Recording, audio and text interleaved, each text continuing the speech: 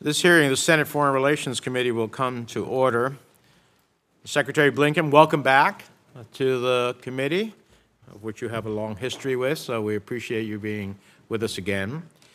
If we're going to address the enormous scale of the global challenges we face in the 21st century, we need a well-resourced State Department with the most appropriate personnel and tools to promote American foreign policy.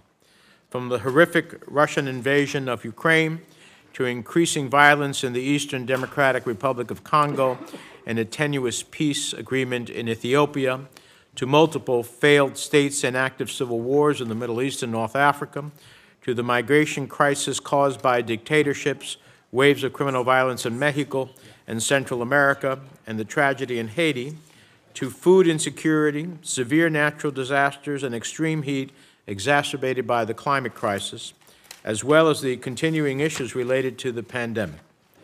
So we want to hear from you, Mr. Secretary, on how you plan to ensure that the Department is resourced and staffed to project American foreign policy, including seriously countering the growing threat from China, for which I think you'll feel today, and I'm sure in your other engagements, a strong bipartisan, I think bicameral view, single biggest geostrategic challenge the United States faces. China has made major investments in diplomacy, and its diplomats are outrunning ours, not because they're better, but because there are more of them in more places in the world, with more embassies and a seemingly limitless checkbook. We cannot be on the sidelines and mired down in bureaucratic processes. We need ambitious and consistent resourcing. As you know, Senator Rich and I are working to put together a bill to put us on a stronger path to compete with China globally. This will include resources and staffing, strengthen economic tools, expanding our engagement with Latin America, the Middle East, and Africa, where there is currently a 40% vacancy rate at key American posts. Bolstering our diplomatic and economic tools to compete with China is the key to avoiding a military confrontation, while also ensuring we are ready to prevail in a conflict if it be necessary. As we've seen with Russia and Ukraine, one dictator's warped vision of the world is all it takes to unleash a brutal modern war. Our unity of purpose with our democratic allies and partners against Putin's illegal war is critical and goes far beyond Ukraine's borders. When we lead with diplomatic, military, and economic support, others follow. Our continuing support for Ukraine is not just about defeating Russia or to help Ukraine's freedom, which in and of itself are worthy goals. It's important that we send a message to others who would upend the rules-based international order. You cannot, by force, take another country's territory. The U.S. needs to use all our tools more effectively to do that, which brings me to a third priority area we'd like to see the Department address, which is security assistance. Unfortunately, for years, the Pentagon has encroached upon the State Department's vital and statutory role in security assistance, which is a critical tool of foreign policy, which we've seen most recently leveraged in Ukraine. This has increasingly untethered our assistance from human rights and American values, which I believe damage our national security interests. And it has led to policies that focus on short-term tactical military assistance, like we've seen with Azerbaijan blocking Armenians in Nagorno-Karabakh. So while I'll continue working to solidify the State Department's role in the provision of all security assistance and sales and seek to claw that back where it rightfully belongs and statutorily belongs, the Department has also worked to make sure we can fulfill our security assistance commitments to our partners while setting the stage to compete with and deter bad actors like China, Russia, and Iran. We must reorient American foreign policy to be rooted in supporting democracy and human rights, which serve our long-term interests. Our foreign policy needs to help activists, environmental defenders, political prisoners on the front lines of confronting autocrats. We need to be able to isolate and weaken those who undertake coups in countries like Chad, Sudan, Mali, and Guinea. We have to do more to protect women, girls, and young boys who are the targets of sexual violence in conflict zones. And finally, I want to reiterate the importance of building on the last 2 years of bipartisan work to resuscitate the State Department authorization process after a long hiatus. I think this speaks volumes about how deeply the committee values the department's work and personnel. It's critical that we modernize our diplomatic corps so it better represents our nation's diverse backgrounds, views, and talents, and it gives them the tools they need to be successful. So we've got our work cut out for us, Mr. Secretary, and we want to thank you for being a constructive partner in this effort. We appreciate the constant dialogue between our committee, yourself, and the department, and we look forward to discussing President Biden's budget requests in detail with you. With that, let me turn to the ranking member, Senator Risch. Well, thank you, Mr. Chairman. And Mr. Secretary, thank you so much for being here. Thank you for always being willing to take our calls when we have important issues to discuss. I sincerely appreciate that, and although we don't always agree, as you know, it's good to talk and see if we can't find middle ground to get to what usually is a common interest and common objective, and I sincerely appreciate that. These days, there's no shortage of complex issues in foreign relations, including Russia's unprovoked war on Ukraine to China's ongoing attempts to coerce and dominate nations across the globe. The American people need a State Department that is fully capable of advancing interests and values of all Americans, and this will only increase in the future as China becomes a greater and greater challenge for us. Now, we should all remember that that is the first challenge that we have, even though we have other things going on, like the Ukraine war, which are very important to us, but we can do more than one thing at a time. China is still the challenge of the century. The department needs to be efficient and effective with taxpayer dollars and use the authorities provided by Congress. For example, my Global Health Security Act, signed into law late last year, provided state with substantial new authorities. The bill created a coordinator for global health security at the department with the power to reduce redundancy, eliminate waste, and ensure unity of effort. Remarkably, the department provided zero funding for the coordinator. I hope you're going to talk about this a little bit today. I suspect you are, since you and I have talked about it at some length previously. We also enacted my Secure Embassy Construction and Counterterrorism Act, which allows our diplomats more freedom to leave the embassy and do their job while dramatically reducing the costs of embassies. The authorities provided in SECA should enhance our presence in places like the Pacific Islands, where we are directly competing with Chinese government for influence. Secretary Blinken, I hope to hear how the department is utilizing these authorities and implementing these laws, because I remain concerned. On Russia and its brutal war, I have visited Kyiv and seen firsthand the destruction and resilience of the Ukrainian people, as well as the work the State Department personnel are doing to advance our security. There is clearly more that needs to be done, though.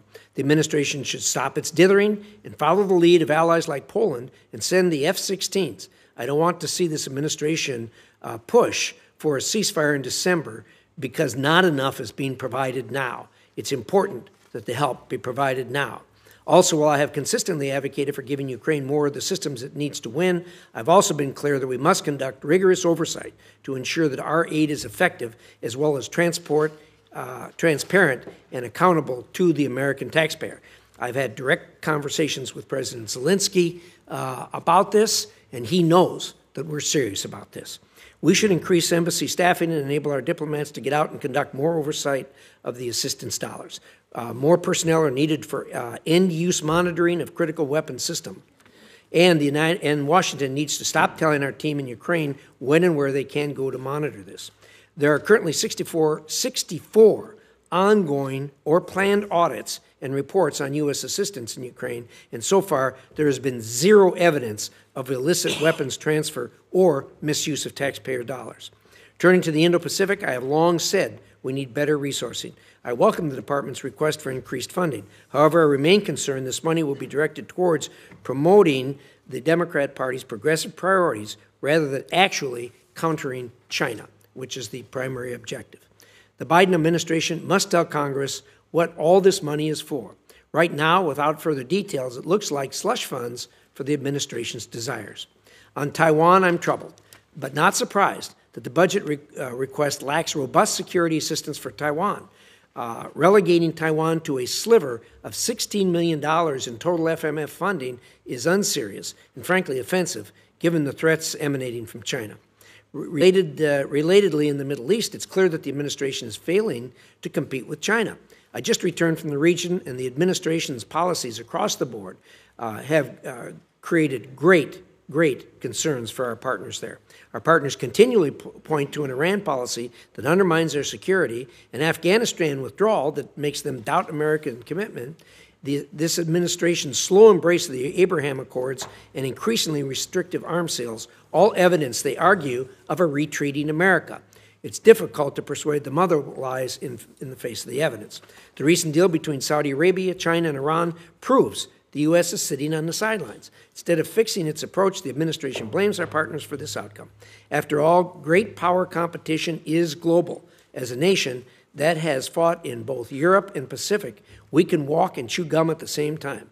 Focusing on China, it's important. I've said for a long time, that doesn't mean we turn our backs on the Middle East.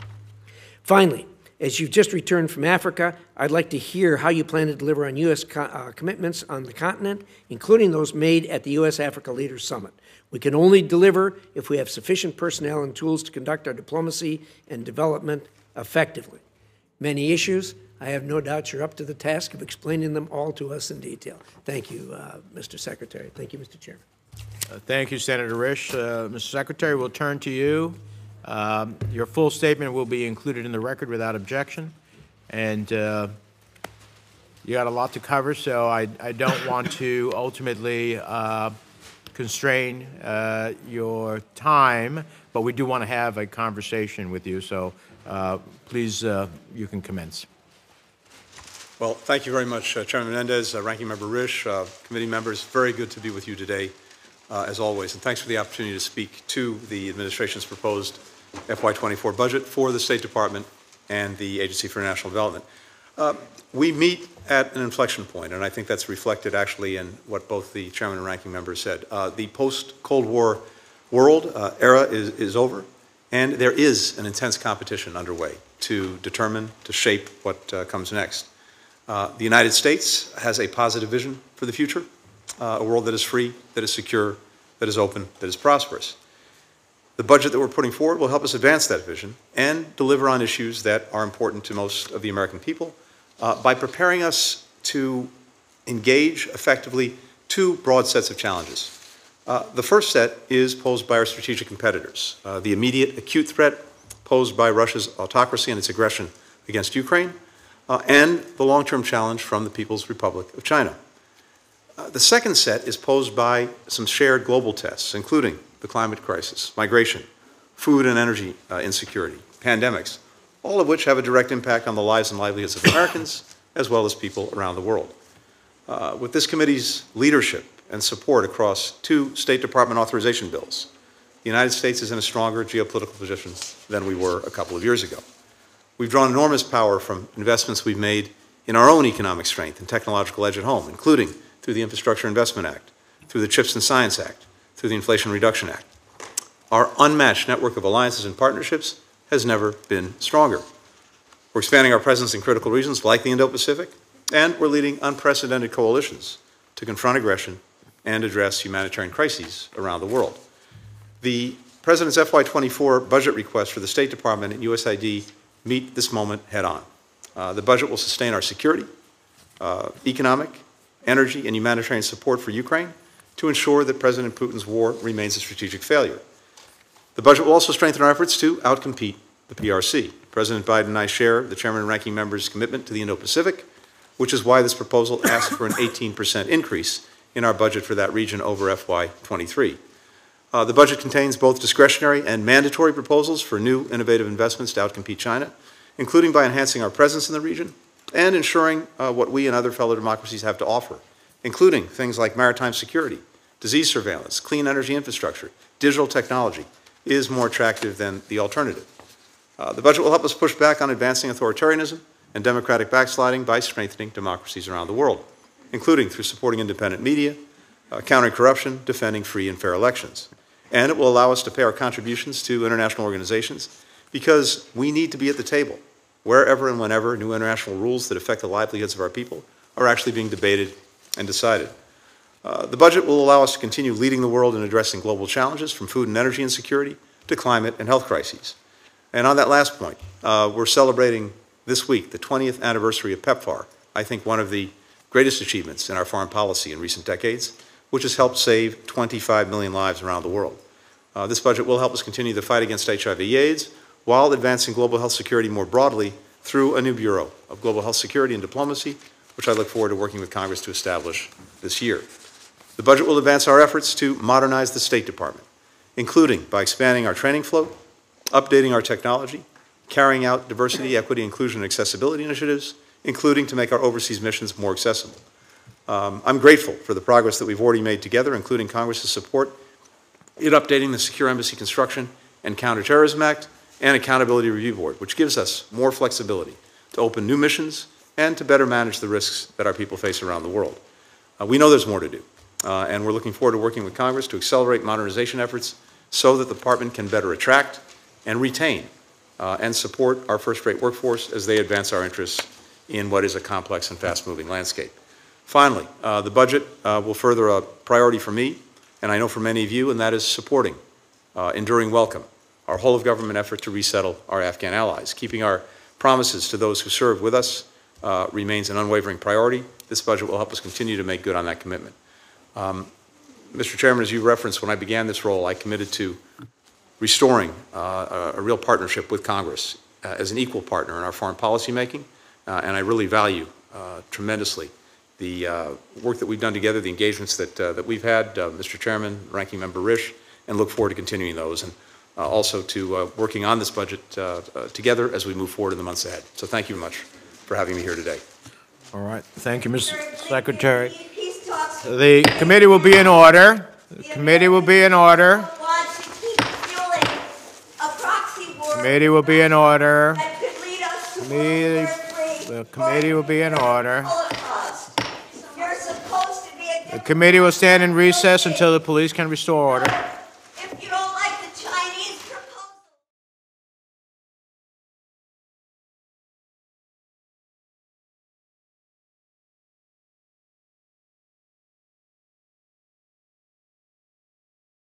We'll come back to order. So, Senator Risch says it never happened when he was chairman. I don't remember that be the case, but let me just say to our guests, we invite the public to be here so that they can see the proceedings, but there's work being done here, and so we cannot have disruptions of that work. So you're welcome to join us, welcome to see what's happening.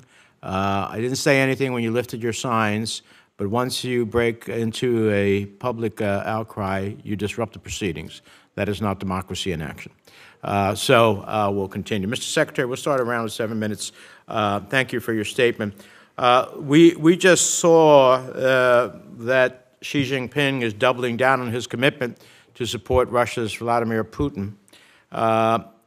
Xi is no peacemaker. He seems ready to validate Russia's war crimes in Ukraine, require nothing of them to resolve the crisis, except to blame the West and the Ukrainians for having the audacity to put up a fight against an illegal invasion. But in the process, Putin has become Xi's junior partner, because I was looking at those agreements, and they basically largely go one way towards China in terms of investments, but very little in back as it relates to Russia. So, but he needs the international approval that he thinks Xi gives him, and obviously they need each other for a variety of reasons. This is just emblematic of the global strategic challenge that China is to us. We are focused on Ukraine, of course, as Russia continues its illegal assault upon the Ukrainian people and its war crimes. And I appreciate that the administration said crimes against humanity. But our long-term geostrategic challenge is China. How do you think this budget helps us begin to resource that challenge? Because we have more embassies, more personnel in the Chinese Communist Party around the world than we do of our own. No, I very much appreciate the question, Mr. Chairman. Thank you. A few things. First, there are a number of things beyond the budget that we've done to put ourselves in a stronger position to deal with the competition from China. One, as I said, are the investments that we've made in ourselves over the last couple of years, which are having a powerful impact around the world as people see that we're serious about our own future, and I point again specifically to CHIPS and science, but as well as some other legislation. Second, we have made a very significant effort to align with allies and partners around the world, and we're seeing that play out in Europe, we're seeing that play out in Asia, in terms of having a more common approach to the challenges posed by China. Having said that, this also needs to be effectively resourced. One of the reasons that we are putting forward a request for mandatory allocations here is because we are facing a generational challenge, and we think that discretionary alone is not enough to help us outcompete China. We have to find, and the budget proposes, some new and innovative ways to provide viable alternatives at scale that discretionary funding does not. So I think if you look at some of the work that we're trying to do, we have a proposal for $400 million to counter specific actions by China that counter our interests in the Indo-Pacific and beyond. $2 billion for high-quality infrastructure projects to more effectively compete with the work that China does that is not just economic, it's strategic in terms of advancing infrastructure. We need to be able, not of course to match them dollar for dollar, which we'll never do, but to be more effective in catalyzing private sector investment and doing it in a more coordinated way with allies and partners. We have investments in Indo-Pacific economies. We have a new DFC fund, which is a critical tool, I think, to leveraging private sector investment. And we have this commitment to the Compacts of Free Association with the Marshall Islands, with Palau, with Micronesia, as well as more broadly with the Pacific Islands, where we are going to significantly increase our presence and engagement, all of which needs to be funded. I appreciate that. I think we need, and Senator Romney has raised this several times, this is like a whole-of-government perspective. I've asked you about the State Department. But you need a whole-of-government strategy to meet the challenge of China. The CHIPS Act was one element of that the Congress passed last year. I hope we can get a strategic vision from the administration as to all the integrations of an all-of-government approach. This is a good elements of that, but we need something broader, and we look forward to working with you on that. I want to turn to Iran for a moment. We have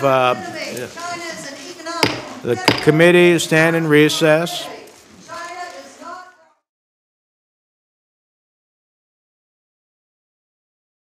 Back to order. I would ask maybe you should ask the million Uyghurs in concentration camps how they feel about that. Let me ask you about Iran. So Iran continues to march on in its fissile materials, about 87% now. Still hasn't come clean with the IAEA about its previous undeclared places. Is providing drones. Yesterday there was an enormous number of strikes against Ukraine by Iranian drones given to the Russians, and obviously they must be getting things from the Russians that they need, particularly in equipment that they need to ultimately achieve some of their goals. We have their oils being exported to countries that are not observing the sanctions. At the end of the day, when are we going to get our European allies to join us in coming to the understanding that we're at a point that despite their best efforts, Iran has not lived up to its obligations to them under the JCPOA, to the international community, and continues to be a challenge?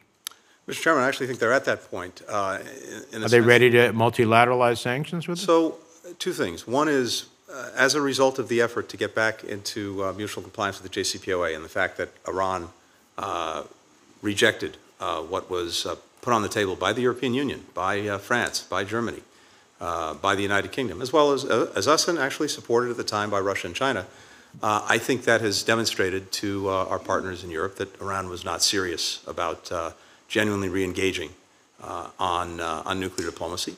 At the same time, the developments of the last 6 months, to include the provision of drones to Russia for its war of aggression against Ukraine, to include, of course, what's happening in the streets of Iran, the repression of its people.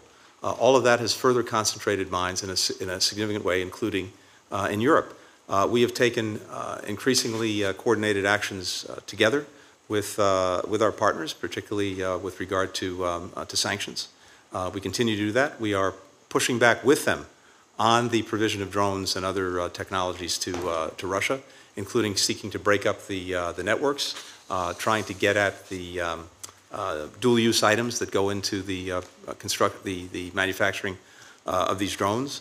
And of course, we are working ourselves to deal with the actions that some of their proxies are taking in the Middle East itself, in Iraq and in Syria. I just think, Mr. Secretary, that the Europeans have not joined us in multilateralizing our sanctions, which at this time to Iran would have a huge consequence and hopefully change their calculus in a peaceful way. And I just hope we can engage more vigorously with them. I certainly talk to those who come to visit us and parliamentarians from those countries. It's time to come to the conclusion that if we want Iran to move in a different course, others have to join us as well. And I hope we are more robust in that part of the element of how we're dealing with Iran. Senator Risch. Well, thank you very much, Mr. Chairman. I concur with the chairman's remarks regarding the Iran situation. Not on everything? Just on let's not go overboard here. Okay. He and I met with the IAEA, and I think they're doing a really good job. I really do. I think that there's a different attitude there than there's been in years past, and they are very clear-eyed, and more importantly, they're willing to actually talk about it and say the things that's on their mind about what they're finding and not finding. So, again, we need to encourage our European allies to join us in what we're trying to do as far as Iran is concerned. You're probably aware that here in the Senate, last week and this week and probably next week and maybe after that, we're talking about a potential repeal of the 2002 AUMF.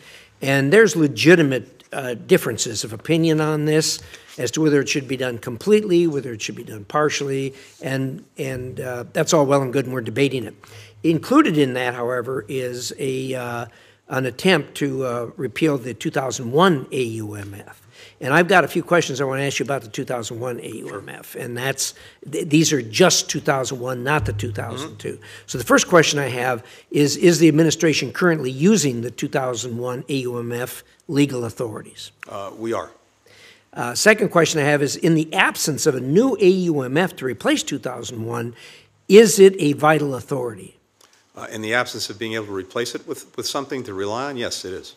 And then lastly, do you think the 2001 repeal should take place before there is an actual replacement of it?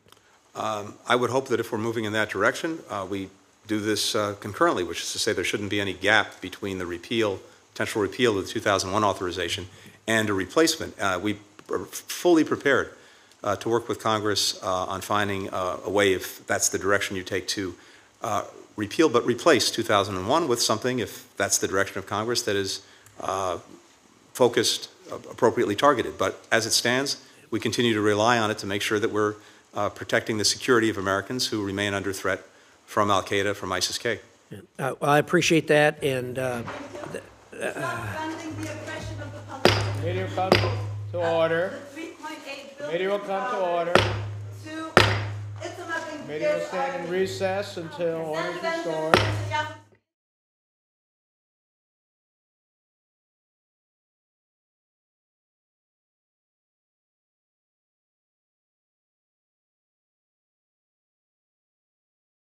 so moving along, I want to talk about the Outcompete China initiative, which I think we're all in agreement on as far as objective is concerned. How we get there, of course, is a matter of debate. And I don't want to get too far in the weeds on budgeting, but this is a budget hearing after all. And the department's seeking a $2 billion mandatory expenditure and $250 million in discretionary funds for that. The $2 billion mandatory funds probably are less likely than anything else. So the question I've got for you is, are you thinking that that there's going to be another, or the administration will be pursuing another supplemental if necessary? Is that the thought process here, or what? No, Senator. I mean, I can't speak to that at this point. I think it's premature to get to that. The budget is on its own merits our best assessment of the resources we believe we need, absent anything else, to effectively advance the effort to deal with the challenges posed by China. Yeah, fair enough. And although I think you would agree with me that the $2 billion is in mandatory is going to be tough to do. It's probably going to be a pretty heavy lift for the appropriators. So in that regard, as you know, I wrote to the department asking about expenditure for hard infrastructure, including transport, energy, and digital infrastructure. And I was assured that that was going to happen with the $2 billion. But then the question becomes, if it moves from mandatory over to discretionary, is your view the same, that these expenditures will be for this hard infrastructure as opposed to social kind of programs? Yeah, I'm certainly determined to do that. We're going to have, you know, some top-line budget challenges depending on how these funds are actually fair statement apportioned. So, but that would certainly be my determination. Look, to your point, we are in a competition, including on things like hard infrastructure, where they're able to mobilize all of the resources of the state to do it in a way that invests in loss leader projects because it's strategically important to them. Now, we've seen something of a backlash against this in country after country, where it turns out that taking this money is not necessarily leaving countries in the best place. Piling debt on, as we all know, bringing in laborers from China instead of using local workforces, not caring about worker rights, environmental protection, et cetera, bringing corruption with it. So it's been a double-edged sword for a lot of people. Nonetheless, the resources are significant. Our comparative advantage is finding ways to catalyze more effectively private sector investment.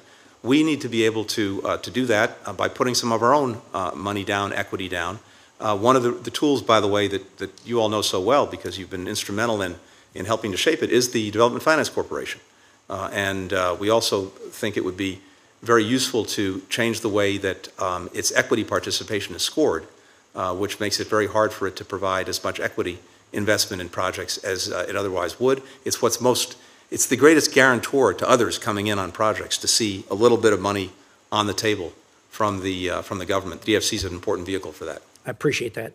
My time's almost up, but I want to take one quick bite of the apple here on Taiwan. This is put into my time.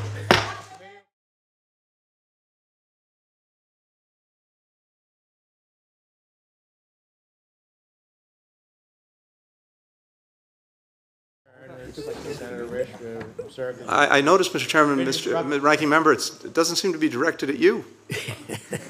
No, it doesn't seem to be directed at you. All right. So one quick question before I yield here is Taiwan. I was deeply disappointed when I saw what was proposed here. The $16 million is, I mean, it's stunningly. If we're going to pursue the porcupine theory of how to defend Taiwan, I mean, the $16 million doesn't even pay car fare over there. It seems like to me. What are your thoughts on that? We got to do better than that. No, a few things, and I know this merits a longer conversation. Maybe we can at least start it. So when it comes to Taiwan, we have a couple of things. We appreciate the authority that's been given for foreign military financing. We also appreciate the drawdown authority, which we're looking at how we could effectively use. When it comes to the FMF, what we put in place in the budget is a broader fund, an emerging priorities fund globally. It's about $113 million. But when it comes to Taiwan, what we've been focused on is foreign military sales. And over the course of the last few years, we have done about $5 billion in foreign military sales since the start of this administration, about $10 billion going back to 2019. I have signed out more cases as Secretary of State last year than any previous secretary has done. Taiwan increased its defense budget by about 11%, so it has significant means to acquire this technology. So we're looking at the best ways to get it. One of the challenges we have has little to do with our budgets or our authorities, as I think, again, everyone on this committee knows very well. The long pole in the tent in providing equipment to Taiwan to defend itself is the production capacity here, and this is something, of course, that we're working on. But in terms of both the monies and the authorities, we found that the FMS program in particular is best suited, and there's certainly not been any delay in getting these cases out the door. State Department, I turn them around very, very quickly. Thank you very much. Thank you, Mr. Chairman. Thank you. Senator Kane.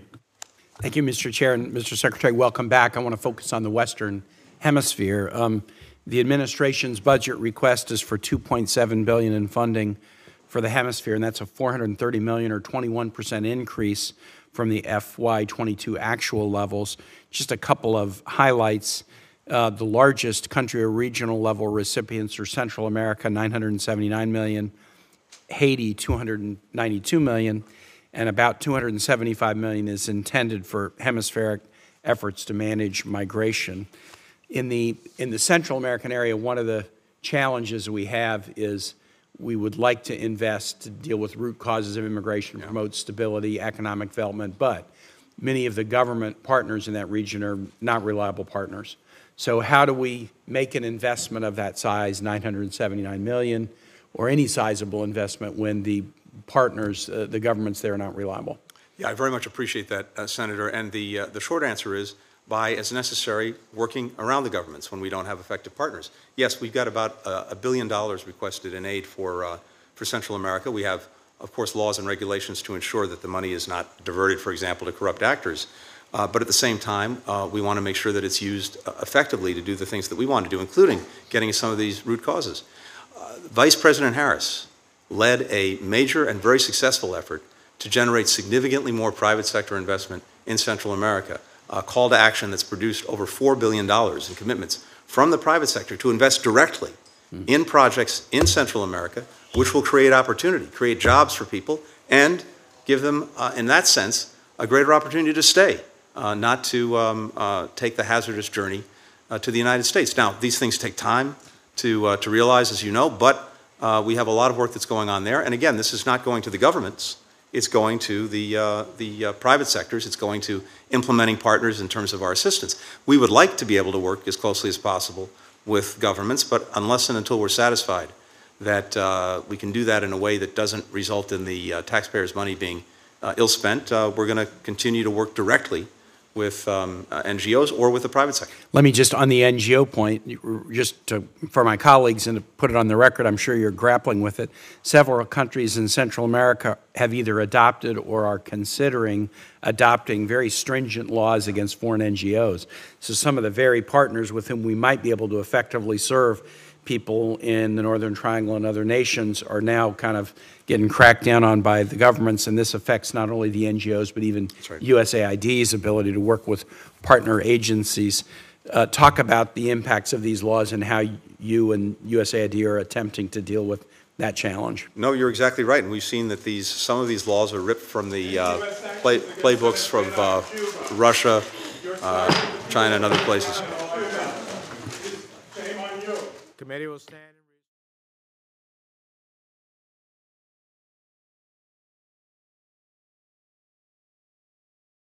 Order.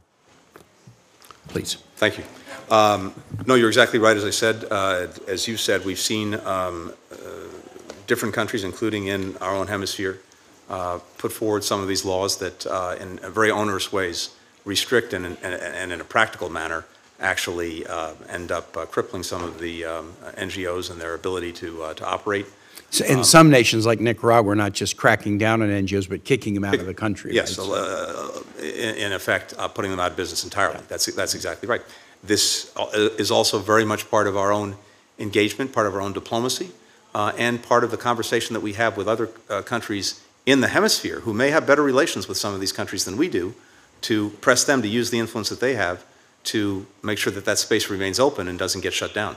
Who are the star performers in the region? Because this is a region that really is backsliding in democracy in many ways, but not everyone is backsliding. Some are forward-leaning. So who are some of the star performers in the region in terms of, for example, willingness to call out bad behavior, go to bat for NGOs? It's very interesting. I think, Senators, you know well, we have countries that have very significant challenges, but a country like Ecuador continues to stand strongly for democratic principles. Chile also speaks up and speaks out in ways that I think are compelling, because it's not exclusively about governments of the right. It goes to governments of the left as well. Those are two countries. But now, of course, we have countries like Costa Rica that it remains a champion. Costa Rica, for example, together with South Korea, the Netherlands, the United States, and Zambia are 5 of the co-hosts for the upcoming round 2 of the Summit for Democracies. That's right. is the administration expecting out of the summit at the end of the month? Well, what we want to do, and CN will have more to say about that over the next week or so, is to follow up on a lot of the work that was done at the first summit to demonstrate that there are concrete results coming out of these countries coming together. For example, on media protections, which is something else that's under challenge around the world. We've had very concrete initiatives to help defend journalists if they're literally under physical threat, to deal with lawfare that's being used against them to try to put them out of business with frivolous lawsuits coming from governments, funds that we've established to do that. And of course, in the NGO space, pushing back on the tightening of that space. But there are other countries in the hemisphere that have also been very strong partners for us, Dominican Republic on many things, and as well, Panama.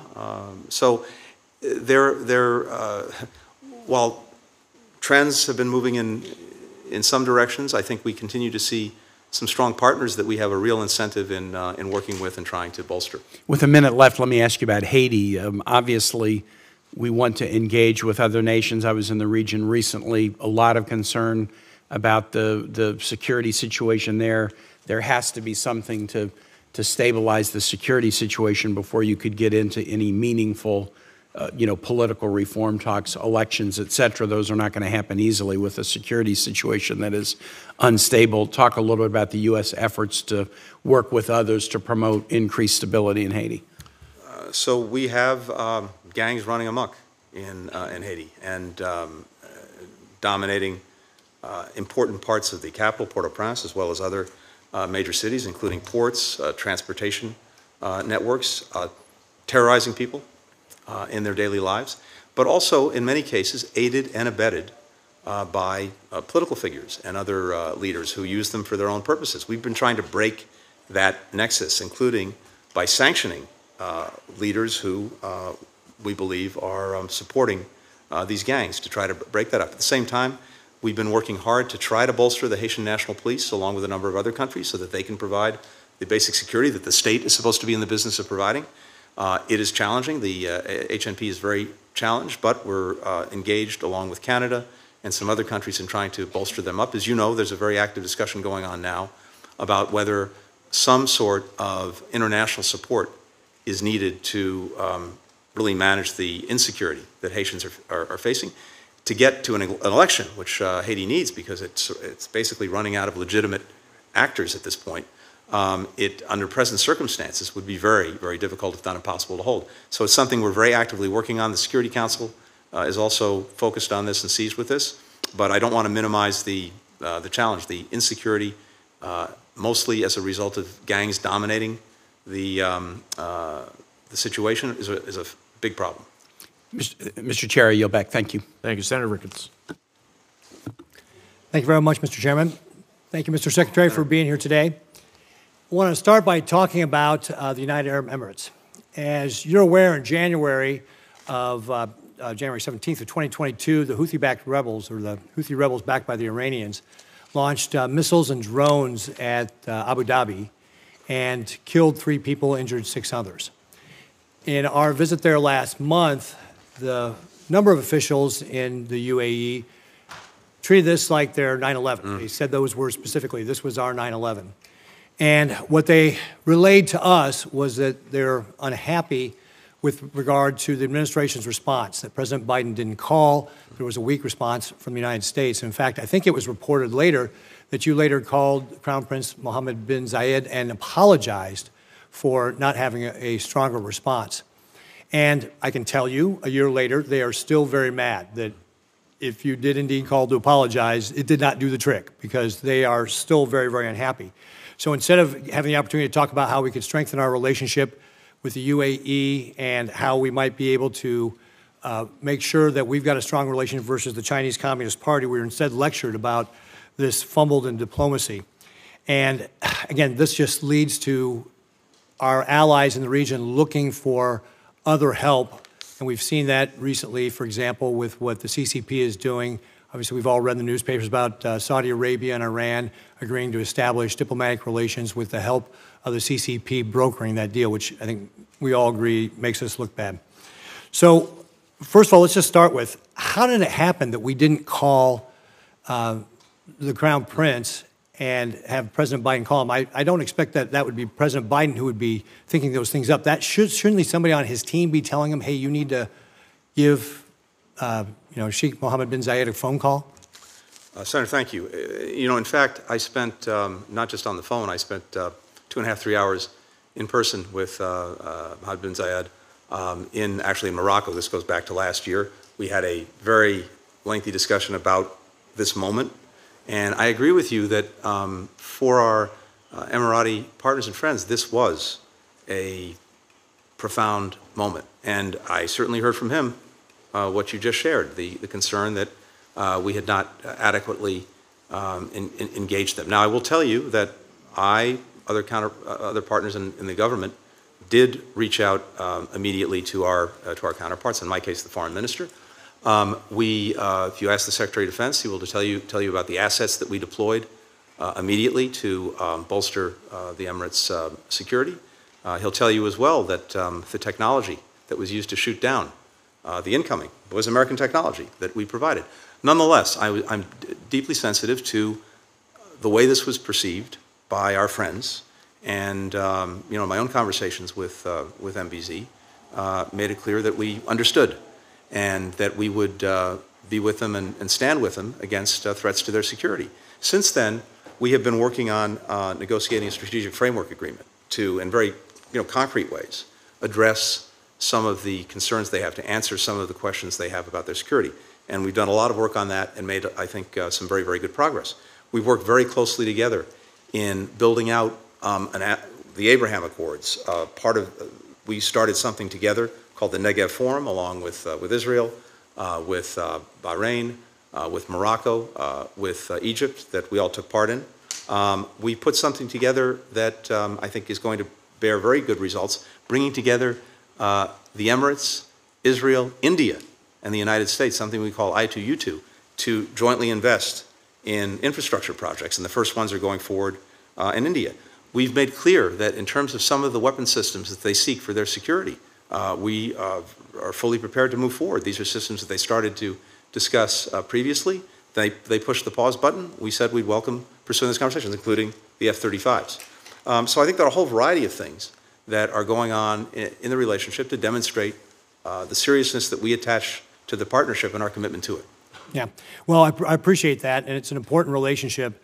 So I encourage you to continue, because I can tell you, having just been there last month, they are still not happy. This is still a very sore spot for them. There's more that we need to do to make sure we can strengthen this relationship. So, and I encourage you to figure out ways that not let this happen again to one of our key allies, where if a call from the president is going to be important, that, I view this as the State Department, and you as the head of the State Department's responsibility to make sure the president's informed about making these types of phone calls. Next, I'd like to move on to the effectiveness of the sanctions in Russia. Early in February 2022, President Biden warned Vladimir Putin that he has never seen sanctions like the one I have promised to impose. And soon after Russia's illegal invasion of Ukraine, the West did impose tough sanctions, including measures that included the removal of the Russian banks from the SWIFT network, sanctions on Russia's central bank, freezing $300 billion of Russia's foreign reserves, among other things. And the expectation of this, that this would cripple the Russian economy. In April, or the World Bank predicted by April 2022, Russia's economy would be contracting by 11.2%. The International Institute of Finance went even further, predicting the Russian economy would decline by a whopping 15%. Instead, the Russian economy was weakened, but it certainly was not crippled, having shrunk maybe 2 to 4% last year, much less than the 10 to 15% that people were predicting. My question is, what did we miss? First, the ability for Russians to sanction-proof its economy, as well as actions taken by the Russian central bank to implement aggressive capital control measures and interest rate hikes to prevent the collapse of the ruble. Second, Russia would still be able to sell oil that would have gone to Europe to countries like China and India. And in fact, India imports of Russian oil are up 400%, as you know. And then third, the ability of Russia to circumvent these sanctions. For example, Turkish companies exported tens of millions of dollars worth of machinery, electronics, spare parts, and other items that Russia needs for its military.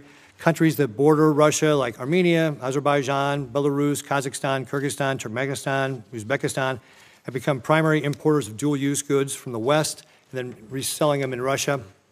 And this week, the New York Times reported that China has sold more than $12 million in drones for Russia that they'll use in the war effort. So clearly we have to do better. So in March last year, you said that Western sanctions are having a crippling effect on the Russian economy. After a year of conflict in Ukraine, do you believe that these are crippling? And if not, what more do we need to do to sanction Russia? Yeah, thank you very much, Senator. Two things on this. First, Russia did take extraordinary measures, for example, to prop up the ruble, the expenditures from its sovereign wealth fund as well to make sure it was propping up its economy. That certainly had some effect on some of the macro numbers. But as I see it, the sanctions, the export controls are having and will have an increasingly powerful effect on Russia's ability to prosecute modern warfare, to develop its economy, to progress in its technology, to acquire and use energy extraction technology that it needs, to modernize its aerospace and defense sectors. All of these things are being dramatically undercut by the sanctions and by the export controls. Yes, it is finding some substitute parts for things that are being denied by dozens of countries around the world. Those parts are inferior. It's having tremendous difficulty in replacing the weapons that it's expending, particularly precision-guided munitions in Ukraine, actually replacing those, getting the parts to do that. And a combination of things, along with the sanctions and export controls, including the exodus of nearly 1 million Russians, many of whom are the most educated, most technologically sophisticated, the fact that 1,000 or more international companies have left Russia, don't want to do business there. All of these things taken together, never mind the fact that horrifically some 200,000 Russians, by public estimates, have either been killed or wounded in Ukraine.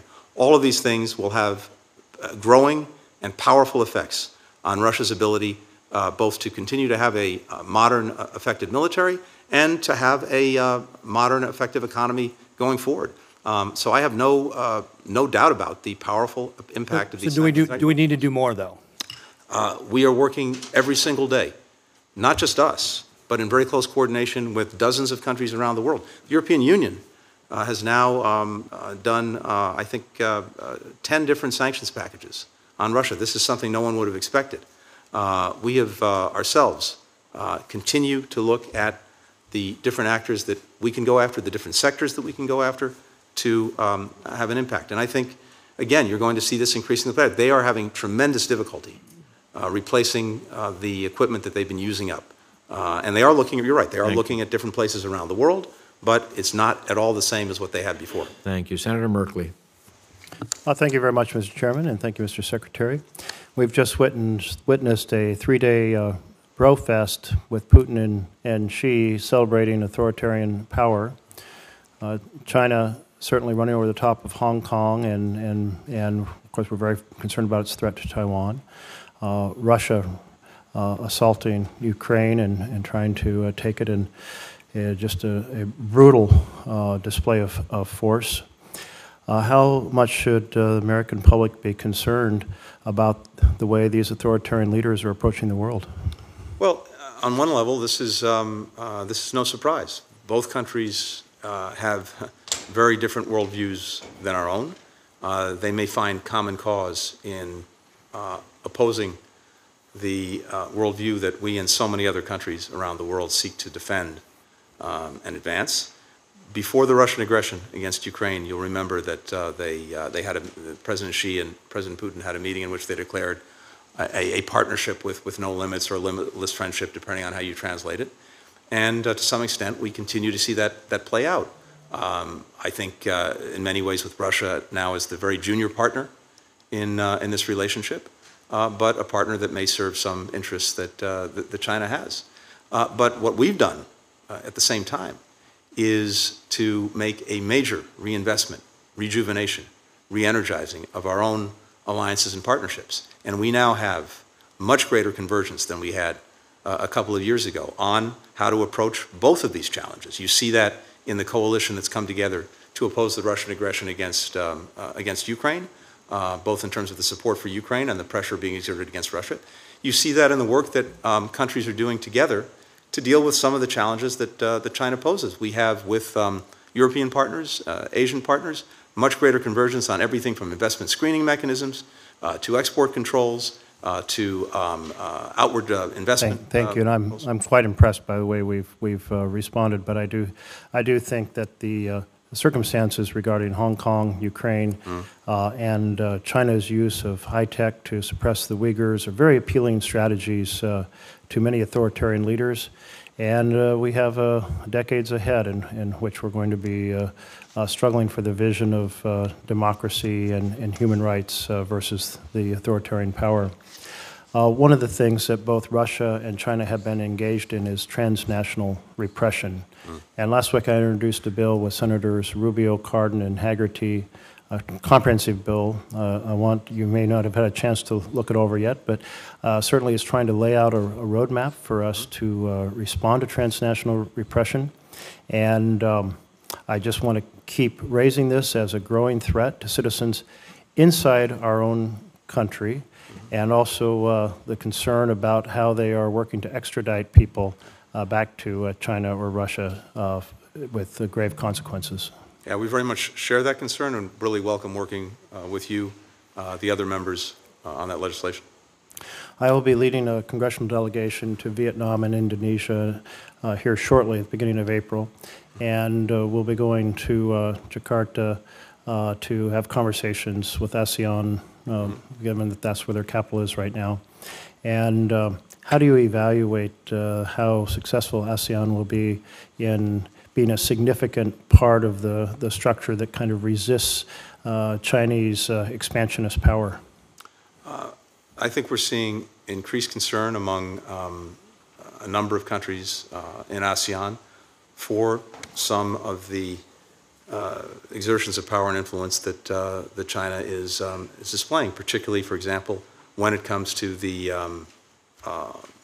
maritime claims that they're making that are in contradiction with international law. Some of the actions that the Chinese vessels of one kind or another are taking, and we see this play out on a regular basis. So we're very much engaged, for example, with the ASEAN countries as well as with other countries in helping to build up what's called maritime domain awareness, helping to give them the tools to have much greater visibility on what's going on in their own seas, to be able to see in real time any kind of aggressive actions being taken, to be able to see in real time the illegal, unreported, unregulated fishing that is devastating livelihoods in many of these countries where China is one of the principal actors.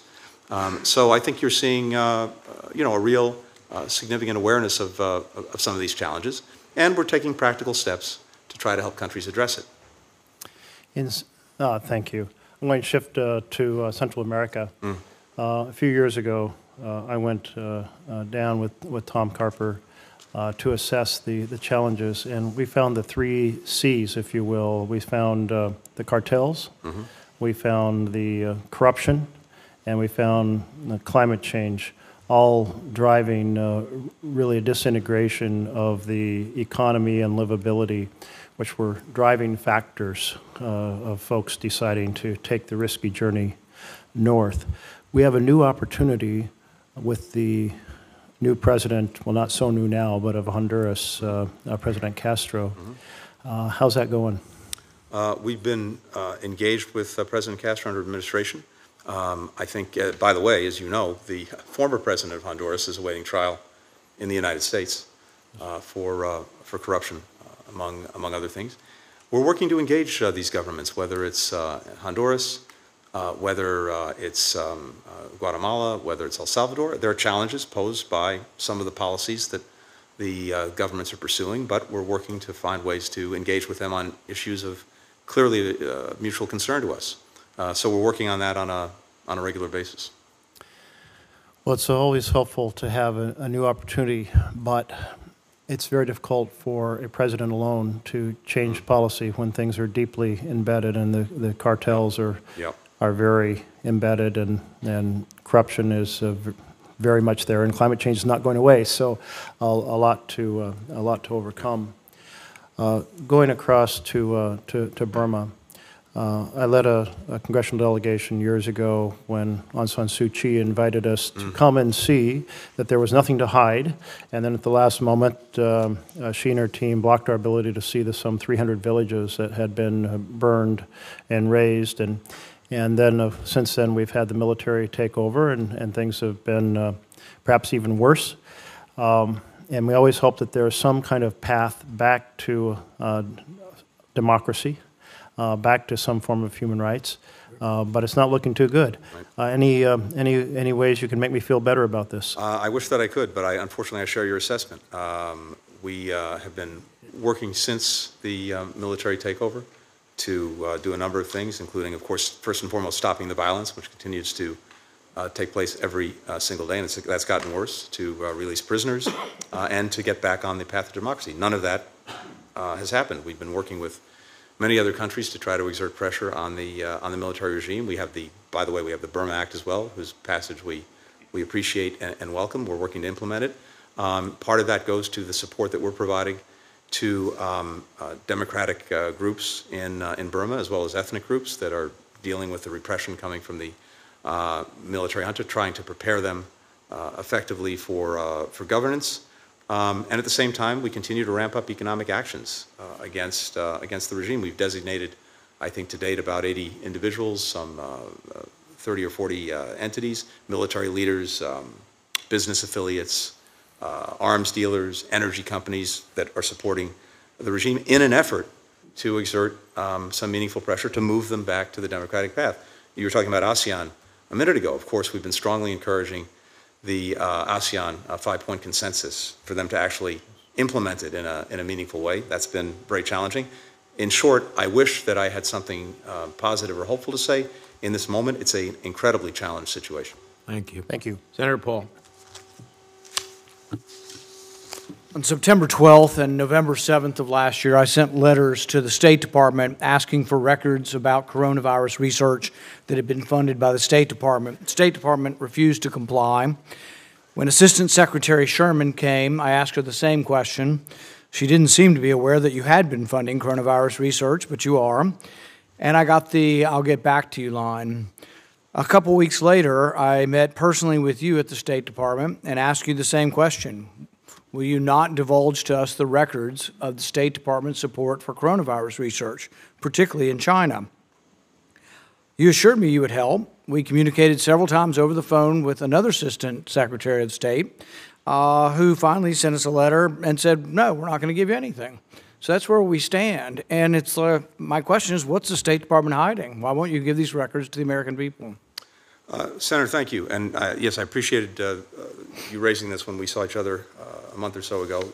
And my understanding is that our teams have been working to find an accommodation. There's longstanding practice. We got a refusal, blanket refusal. No, they are not going to give us the records. We cannot directly provide the Sure you can. unredacted cables. We have a longstanding practice with this committee about how we do You're things. You're refusing to release them. No, but it's I not that think- you can't. There's a difference between can and may. You won't do it, but you can do it. My hope is that we can find a way forward that answers your concerns so that you get the information that you're looking for. My understanding is that our teams have been working on that, and I commit to continue to do that so we can get you the We're talking about unclassified material. Most of this is unclassified.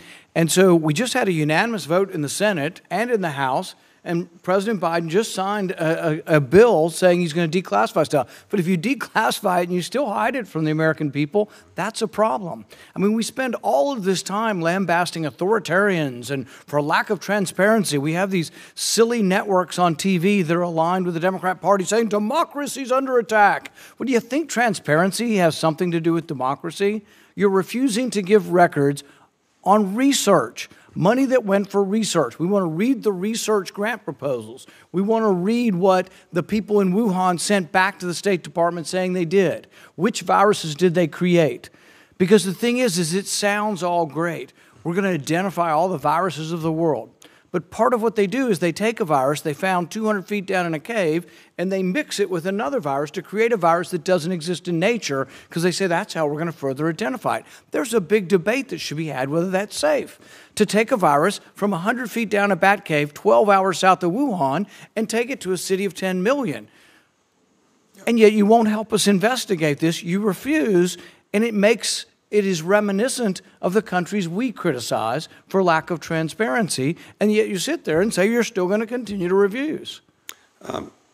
Senator, I think there are very important debates that certainly go beyond my knowledge and expertise, for example, on gain of function, that I know there's a vigorous debate about whether the risk outweighs the reward.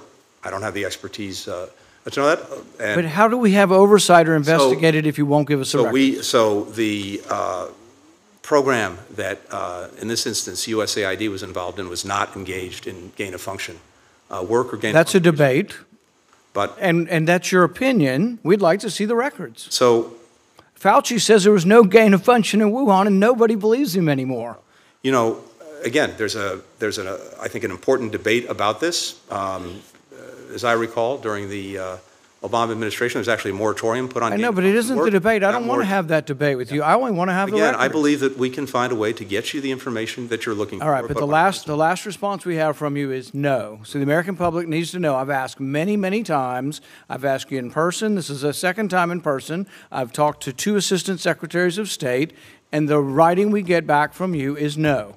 Not maybe, not we'll work with you, it's no. So that's Senator, where we are now. No, and it's not no, just to be clear. We did reach back out to your team just as recently as this week to offer to provide all of that information in briefing form, which is to say, which means you get to read it and interpret it and spin it, and we get to hear your spin. We don't want to hear your spin. We want to look at the doc. We're talking about grant. We're talking about grant proposals. You act as if we're talking about the secrets of the Manhattan Project. We're talking about grant proposals, and we're talking about grant updates where someone has to write in and say, "Oh, we did this experiment, we got this result."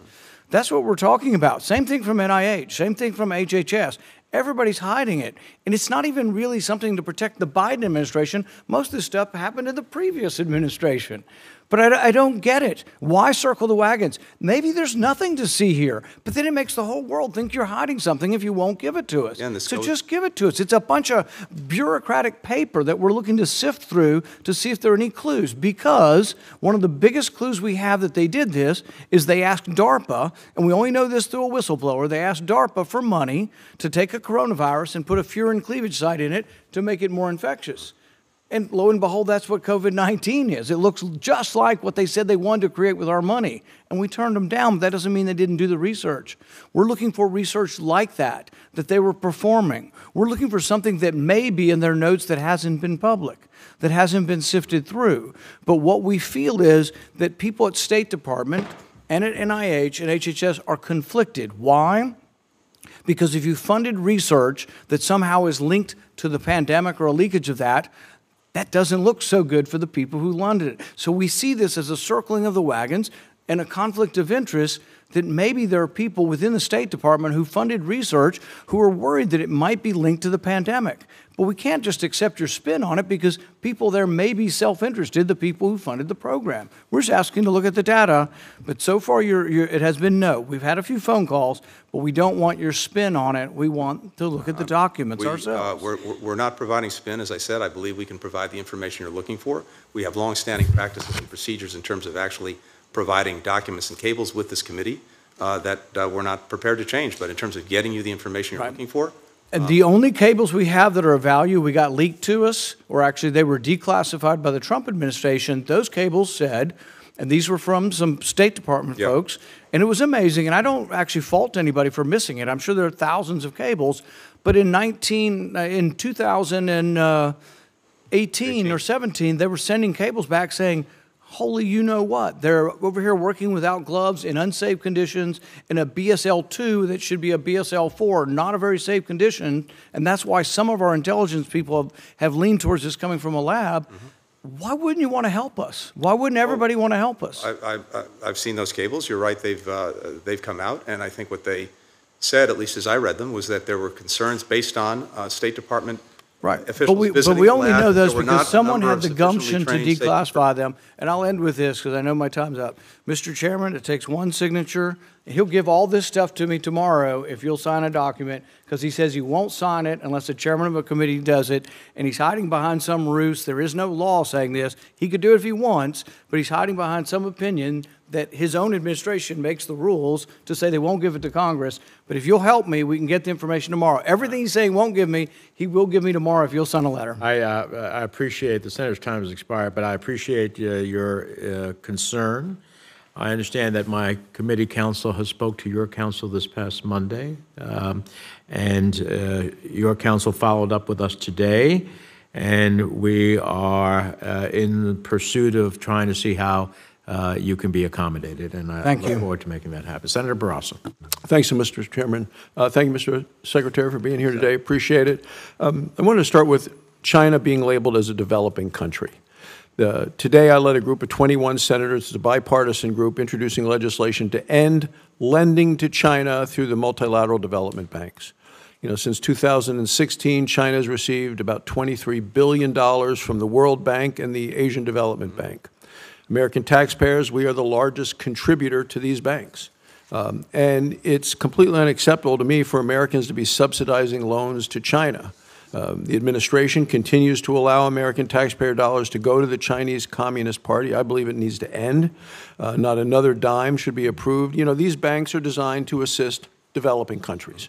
And China is no longer a developing country. It was years and years ago when some of these international organizations were put into place, but the designation hasn't changed. You know, China is the second largest economy in the world, clearly has the financial resources, the access to capital to meet its own needs without assistance from the international community. But the Chinese Communist Party continues to exploit this outdated label as a developing country to get these preferential treatments and loans. It's as a developing country, quote, developing country, China also receives funds from international bodies, mostly paid for by American taxpayers. China just got $1.4 billion from the multilateral fund at the Montreal Protocol, which was from back in the 80s. So let's be clear, this money moving from America to China, to me, is making China stronger and America weaker. And, you know, and this is at the time when China is blatantly flying spy balloons over the nation, stealing intellectual property, sending fentanyl and other opioids into the U.S., increasing military aggression. You know, we've got the whole list. So it just seems that China is playing the international community as well as our own administration as fools. Their goal is simple. They want to be the world dominant power. So do you believe that China still qualifies as a developing country? And, you know, why should American taxpayers be supporting lending and financial assistance that goes to China? Senator, I very much appreciate the point. I wanted on that specific question, I really have to defer to my colleagues at the Treasury Department. What I can tell you is this: I certainly see, as a general matter, China continuing to raise the banner of developing country in a variety of places that doesn't reflect the reality. Another part of this that I think is very important is on debt relief, where countries around the world that turn out to owe a lot of money principally to China and then desperately need relief. We're also a creditor. Countries in Europe are creditors, and elsewhere, the Chinese continue to insist on being treated differently. In the technical parlance, not taking the same haircut that everyone else is willing to take. That's unsustainable. Yeah. And in fact, in Sri Lanka recently, where we needed to help Sri Lanka get out of the devastating debt situation it was in, we came together and insisted that no one else would provide the relief unless China similarly treated its debt. So I agree with you that these are important things we have to work out. On the specific question, though, I really have to defer to the Treasury Department. Yeah, because we are giving subsidized loans to a country that then turns around and can use this money to engage in predatory lending to developing nations, as you've described. Mm-hmm. So next, in terms of, I want to turn to European energy security. Mm-hmm. Europe has learned some really hard lessons following Russia's invasion of Ukraine. None are clearer than the need to have access to affordable and dependable supply of energy. So affordable, dependable. Mm-hmm. The word's not renewable, it's affordable, available, reliable energy. Russia has demonstrated over and over again its willingness to use energy as a weapon, continue to do that. The world has seen Russia threaten our allies and our partners with natural gas. Europeans understand the crucial importance of increasing U.S. oil and natural gas production and exports to them from here. Unfortunately, President Biden has not necessarily followed that path because of his approach on the issue of climate and carbon. So do you support increasing exports of American liquefied natural gas to help our allies and partners escape this dependence on Russia? I do, and we have. Our exports to Europe of liquefied natural gas over the last years went up 140%. We made a commitment to Europeans, to our partners in dealing with the aggression against Ukraine, to do whatever we could to provide for their energy security as they worked to move away from that dependence. By the way, as you know, they've done actually remarkable things just in the space of a year to try to end that dependence, both in terms of gas and in terms of oil. But we dramatically increased our LNG exports here. Some of it we redirected from Asia. Some of it was a result of increased production. Oil production itself went up 11%, and that is a result of the policies that we pursued. So then you agree Europe is much better off buying energy resources from the United States than having to buy it from our adversaries? Absolutely. Great. Wanted to talk about fentanyl. I mean, I'm from Wyoming. You'd think, well, how much fentanyl could be going there? Is not close to the border, but every state is a border state. Well, Wyoming has seen an astronomical increase in the amounts of death related to fentanyl. Our Division of Criminal Investigation, just in 2020, seized about 1,600 dosage units. This past year, 13,000 units, so a 13-fold increase in just a couple of, and that was only for 3/4 of the year. So what can we be doing more to work with the government of Mexico to stop the importation of fentanyl precursors from China? Senator, I could not agree with you more. I think this is among the top, if not the top, challenges that we face. As you know the single biggest killer of Americans aged 18 to 49 is fentanyl, synthetic opioids. And we seized last year enough fentanyl to kill every American. So this is right at the top of the list. So just a few things. I think we have a comprehensive approach to this problem. Obviously, there's work that we're doing at home just to protect our own people in terms of trying to reduce demand, treatment, antidotes, et cetera. But what is critical are a few things. First, border security in itself. We have the technology that is being deployed more effectively now to the border to much better detect the fentanyl that's coming into the United States from Mexico. 96% of it is coming through ports of entry. The screening technology that's being deployed, that will make a difference.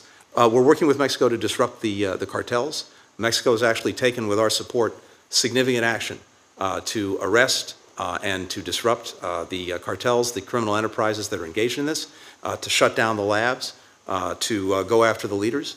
And then, at the same time, there's another aspect of this problem that goes beyond Mexico.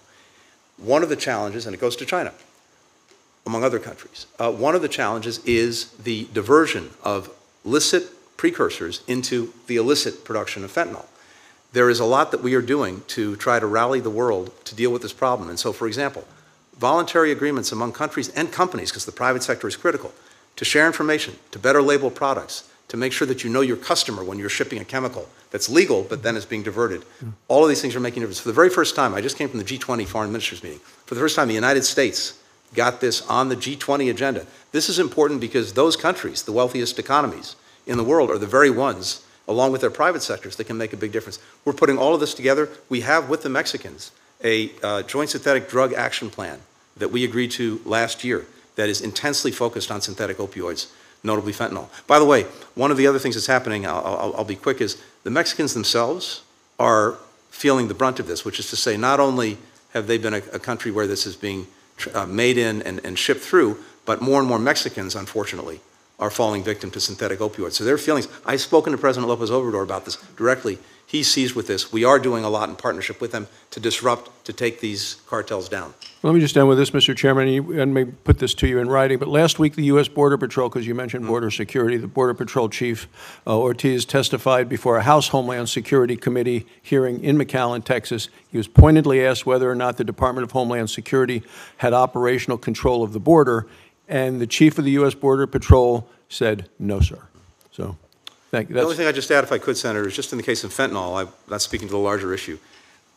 What we really have to bear down on, and I think, it's not my direct area of expertise, but based on what I know, on the border itself, as I said, about 95% of this is coming through the legal ports of entry. It's being smuggled in through those ports, not at points along the border.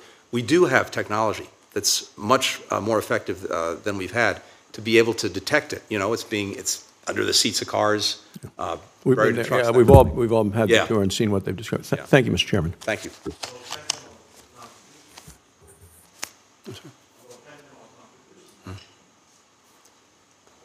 President López Obrador, fentanyl is not produced in Mexico. Senator Duckworth. Thank you, Mr. Chairman, and thank you, Secretary Blinken, for appearing here today. The meeting earlier this week of the leaders of our two main strategic competitors demonstrates the continued urgency of our nation having a diplomatic corps that is second to none. I thank you for your efforts to make this a reality and look forward to engaging more to support our ongoing progress towards this goal. I want to start with my concern with the PRC's actions across the Indo-Pacific, from the Mekong River to the South China Sea to the Pacific Island nations. And it's no secret that the PRC is using economic coercion and expanding their diplomatic presence in this key area. And reality dictates that countries in this region cannot ignore the PRC's presence and proximity. And yet, I still hear from our allies and partners about how the United States remain a strong partner of choice. And you've mentioned this before.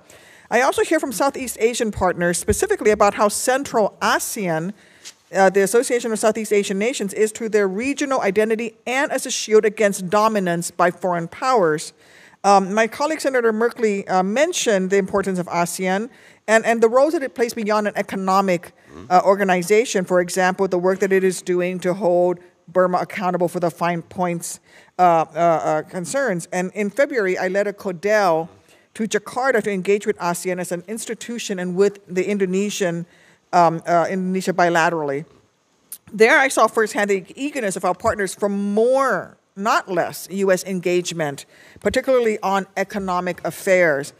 Secretary Blinken, can you provide a candid analysis of your department's relationship-building initiatives with key allies and partners in Southeast Asia, particularly with organizations like ASEAN, and in particular ASEAN itself, and explain how this budget will improve our ability to advance our Indo-Pacific objectives? Thank you very much, and I really appreciate the question. First, just very quickly, as you know very well, this is a critical area for us. We've got 50% of the world's population in the Indo-Pacific. We've got 60% of its GDP. We have a region that is driving basically 75% of economic growth over the last 5 or 6 years. So this is vital to us. As it happens, China invests about 50% of its assistance programs and its economic and diplomatic resources in the Indo-Pacific. So we have to be there, first and foremost, and that goes to the efforts that we're doing, and the chairman referenced it at the start. We may not be able to match China person for person, but we're going to be engaged in ways that we haven't been. We're significantly increasing our diplomatic presence in the Pacific Islands. As you know, we've opened in the Solomon Islands. We're looking at other embassies in Tonga and in Kiribati. And at the same time, we have very significantly re-engaged ASEAN, including President Biden, having an extraordinary summit meeting with the ASEAN countries precisely because we think it's an important institution for working together to deal with some of these challenges. At the same time, this goes back to the budget, we want to make sure that we're appropriately resourced so that when it comes to countries throughout the region that have interests and have needs and may be looking to us to be a strong partner, we actually have something to offer. And it's less about, as I said, forcing them to choose. It's more about giving them a choice. And the budget is really designed in that way when it comes, for example, to having the resources to invest coherently in infrastructure, to dealing with building climate resilience and adaptation. The Pacific Island countries, of course, some of them literally at risk of no longer existing if they're not able to deal with that. We have the programs in place, and the budget supports that to be able to do that. But also their own diplomatic and political weight is important, and marshaling that on a given problem, whether it's Burma or whether it's some of the actions that China engages in that they don't like and we don't like, there is much more power and effectiveness in engaging these issues together than there is any one of these countries doing it alone. That's why ASEAN itself is important. One of the things that they've worked on for years, as you know, with China is a code of conduct in the maritime space. I think China's been dragging that along for a long time. We've tried to help reinforce that.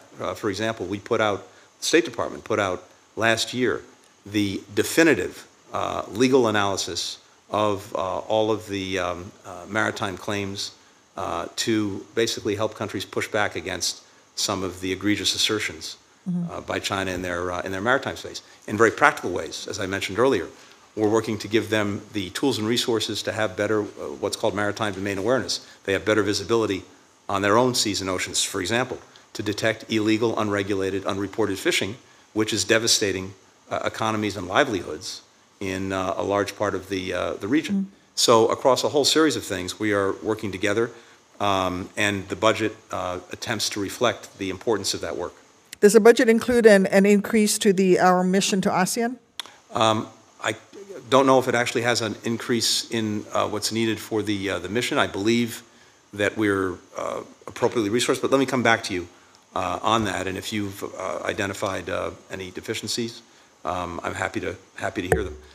We sent someone very experienced, very close to the president, to be our representative to ASEAN, and who was the executive secretary of the National Security Council, who's been doing a terrific job. I've engaged repeatedly in person, as well as, of course, remotely with all of our ASEAN colleagues and with ASEAN itself.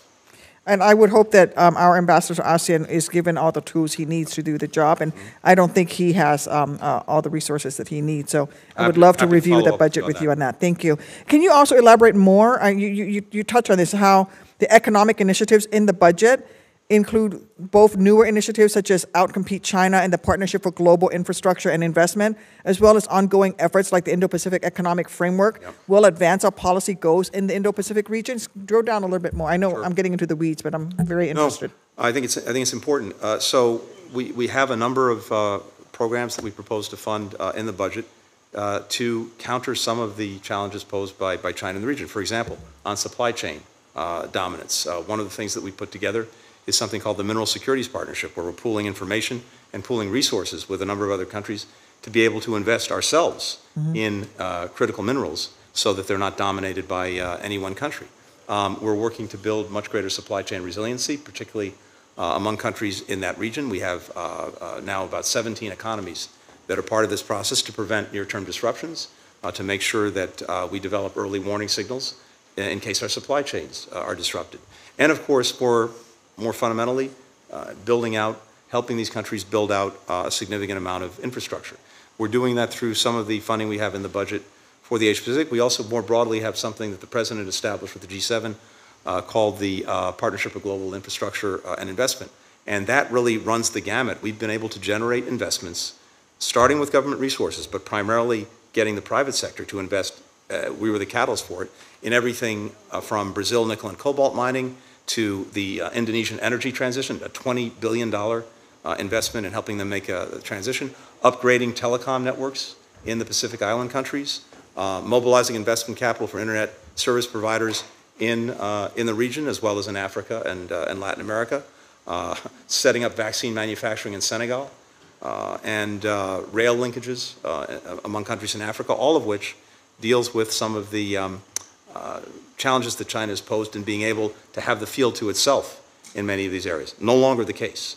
But there's an intense focus in the budget on the Indo-Pacific, more specifically, including a fund to focus infrastructure investment in the region. Thank you. Wow, 7 minutes goes quick, Mr. Chairman, or 8 minutes. It does when you're covering the world, or even a very specific part of the world.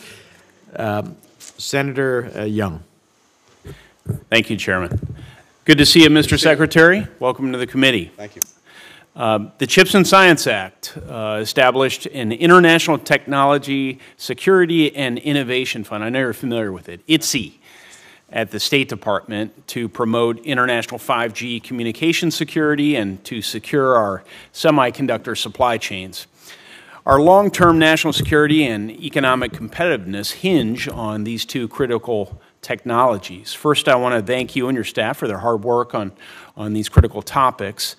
I was encouraged to hear that the U.S. was first to engage with our allies to secure critical semiconductor minerals and to create additional downstream packaging capacity. In my view, the first mover advantage further emphasizes the importance of the CHIPS and Science Act.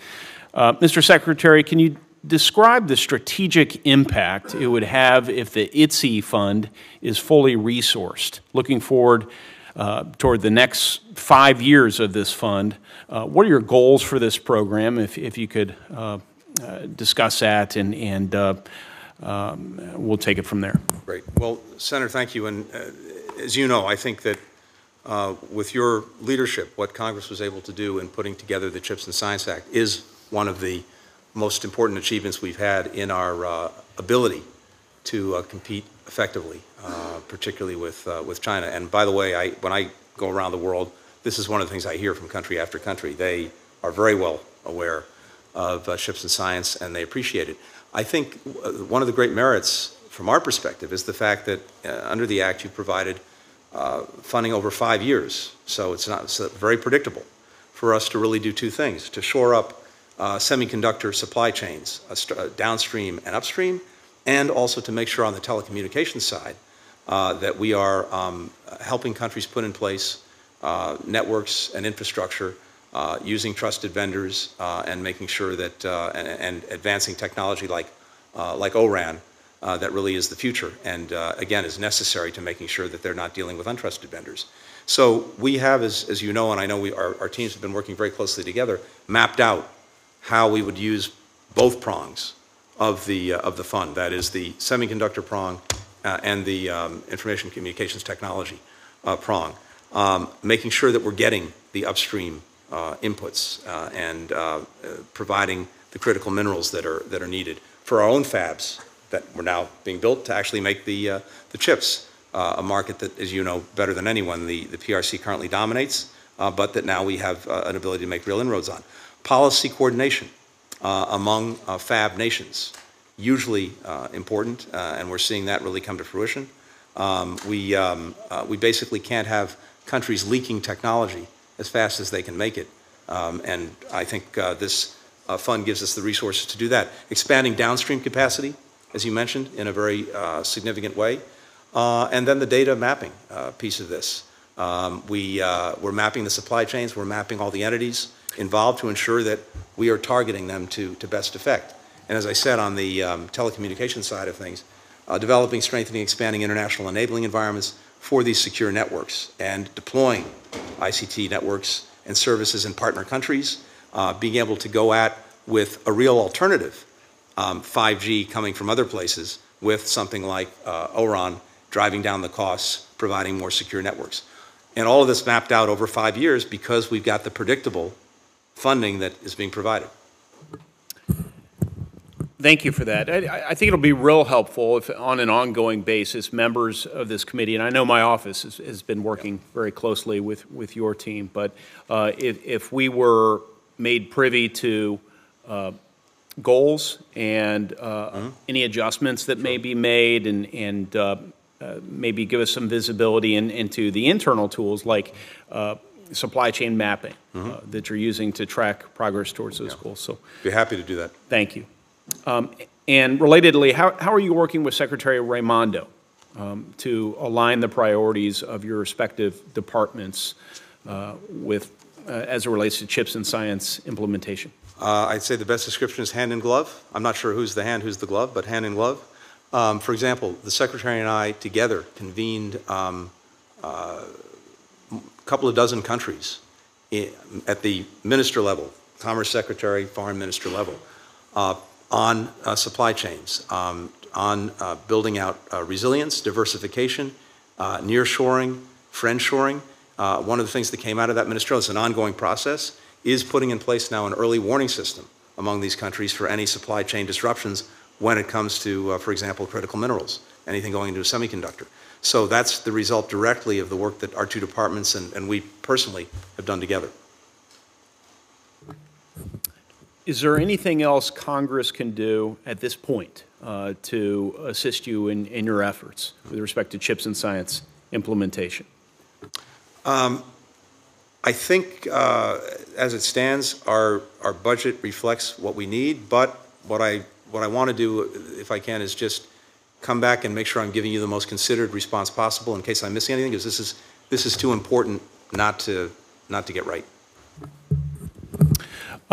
Finally, Mr. Secretary, your staff identified the critical role that civilian, foreign law enforcement, and military personnel play in establishing secure communication networks. Congress provided the authority through the Digital Connectivity and Cybersecurity Partnership and the Economic Support Fund to work with all of these groups with FY23 funds, but not, as I understand it, for the rollover of earlier funds. I look forward to working with my colleagues, particularly those on the State and Foreign Ops Subcommittee, to provide the necessary budgetary authority to continue this important work. Is that something you would endorse? Unless I'm missing something, I'd welcome that. I don't know if there is something in place that has us covered that I'm not aware of, but at least as described, it's something I'd welcome. All right. Thank you. I yield back. Thanks. Senator Shaheen. Thank you, Mr. Chairman, Mr. Secretary. It's nice to see you again. It's nice to have two opportunities today to ask about what's happening in the world.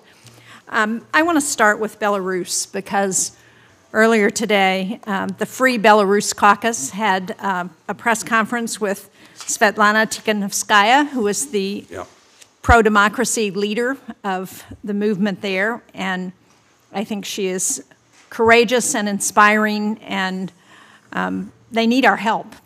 One of the things we talked about is, given the war in Ukraine and what that has meant for the Belarusian people and the lack of a special envoy for Belarus, there's nobody who can help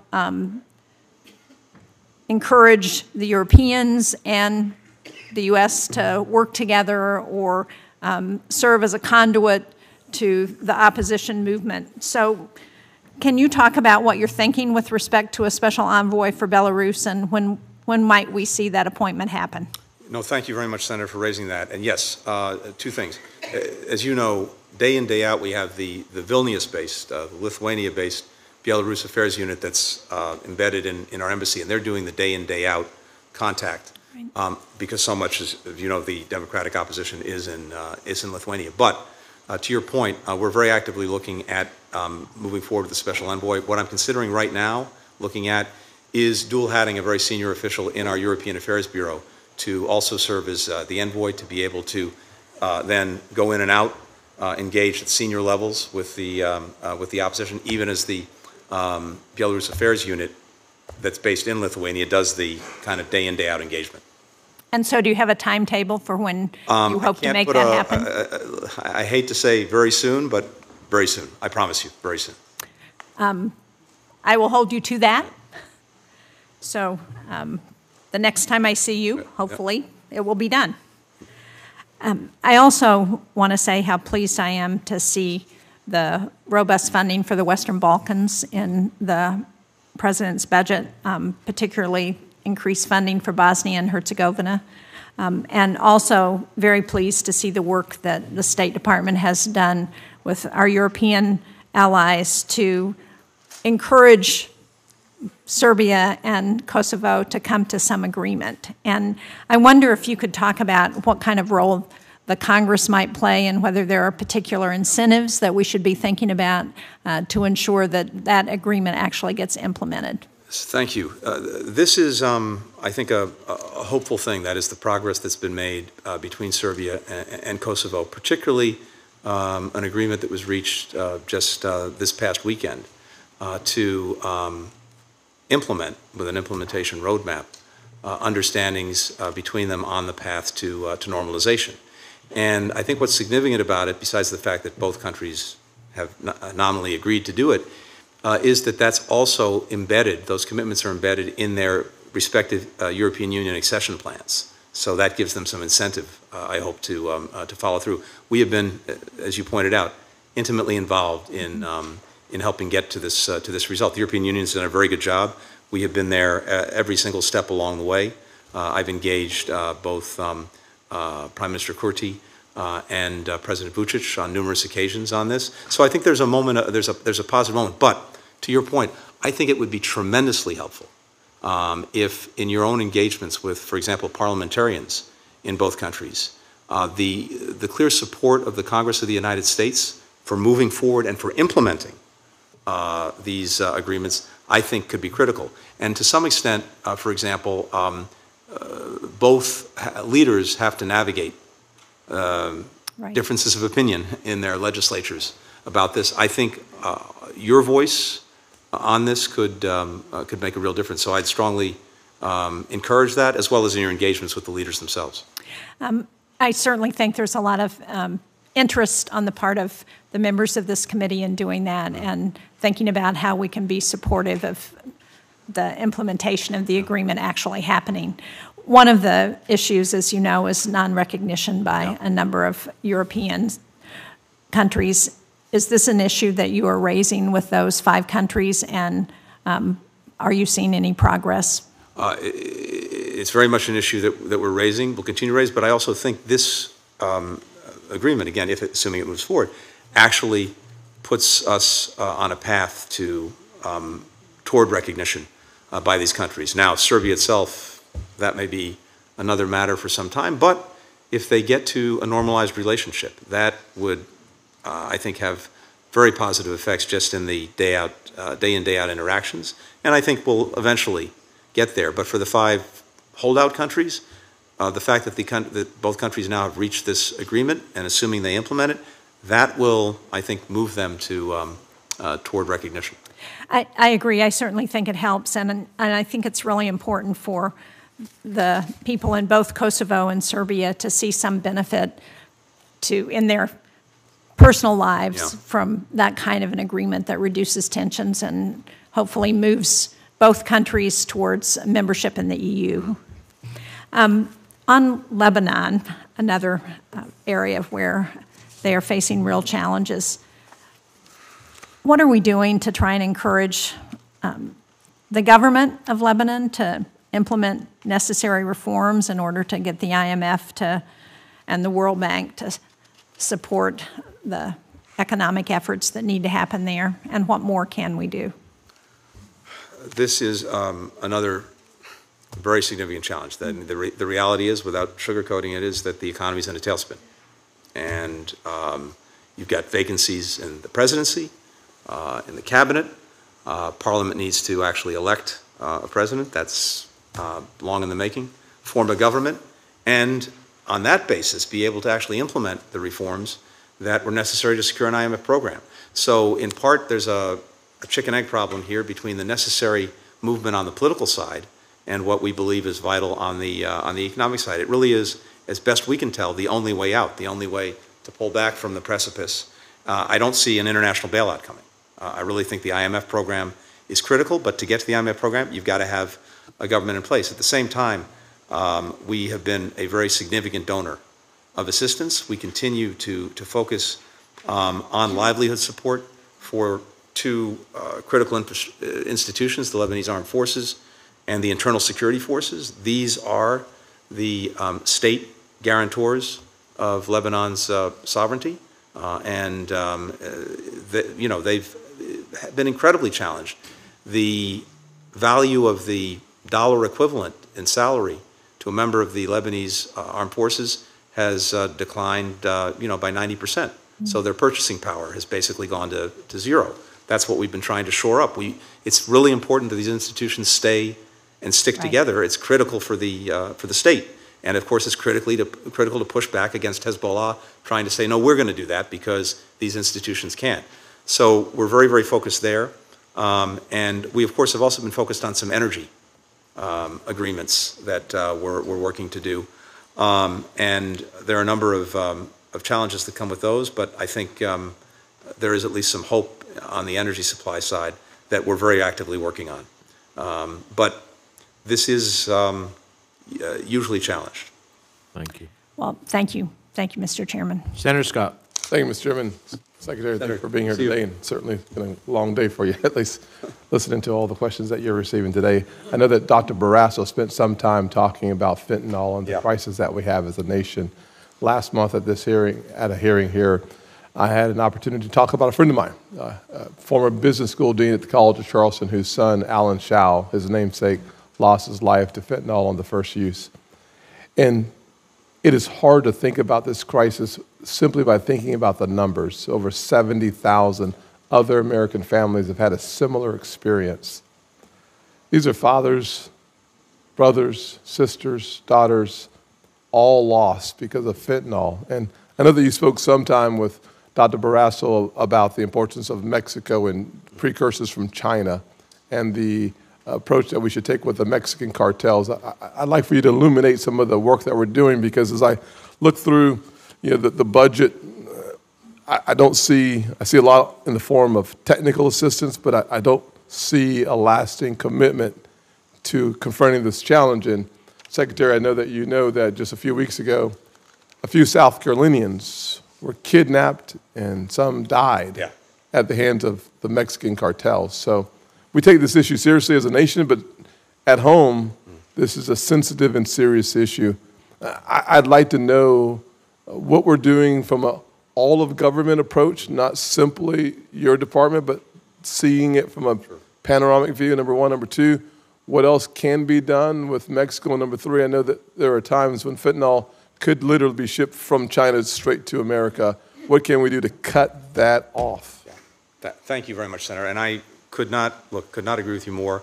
I deeply share this concern, and I think you're exactly right that it's so important to put a name and a face to it, because these numbers become abstractions. And, you know, hopefully we'd be galvanized by the fact that it is the #1 killer of Americans aged 18 to 49. Amazing. But it does come down to these individual stories. And I also fully agree with you that we have to have, and I believe we do have, a comprehensive approach that here at home, I mentioned, we're of course working, as we always need to, on the demand side, on the treatment side, on the antidote side. That's vitally important, but of course that doesn't answer the problem. It's a necessary component of it. Second, we talked a little bit about this with Senator Barrasso. On the border itself, we do have good technology that can better detect the efforts to smuggle pills that are produced in Mexico and brought over the border, because 95% of this is coming through legal ports of entry. It's not being smuggled across points of the border that are you know, in between points of entry, but at the points of entry. There is the technology that can better detect that. Third, though, Secretary, on that point, please. Is there high utilization of the technology that we have? So I think it's, as I understand it, and this is not, I don't want to try to speak authoritatively because it's beyond my area of needed expertise, but as I understand it, you know, we've been working as a government over several years now, over a couple of administrations to deploy this technology. It's been a little slower than I think everyone would have liked. It's now speeding up.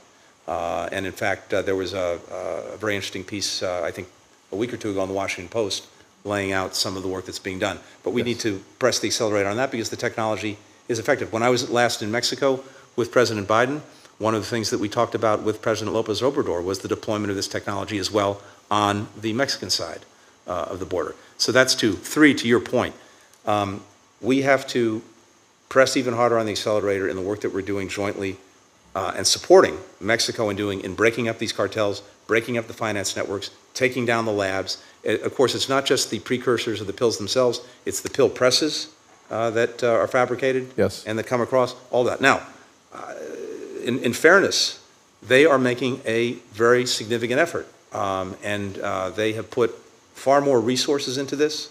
They have actually done an effective job in disbanding, disrupting labs, but and arresting dozens of high-ranking officials in these cartels.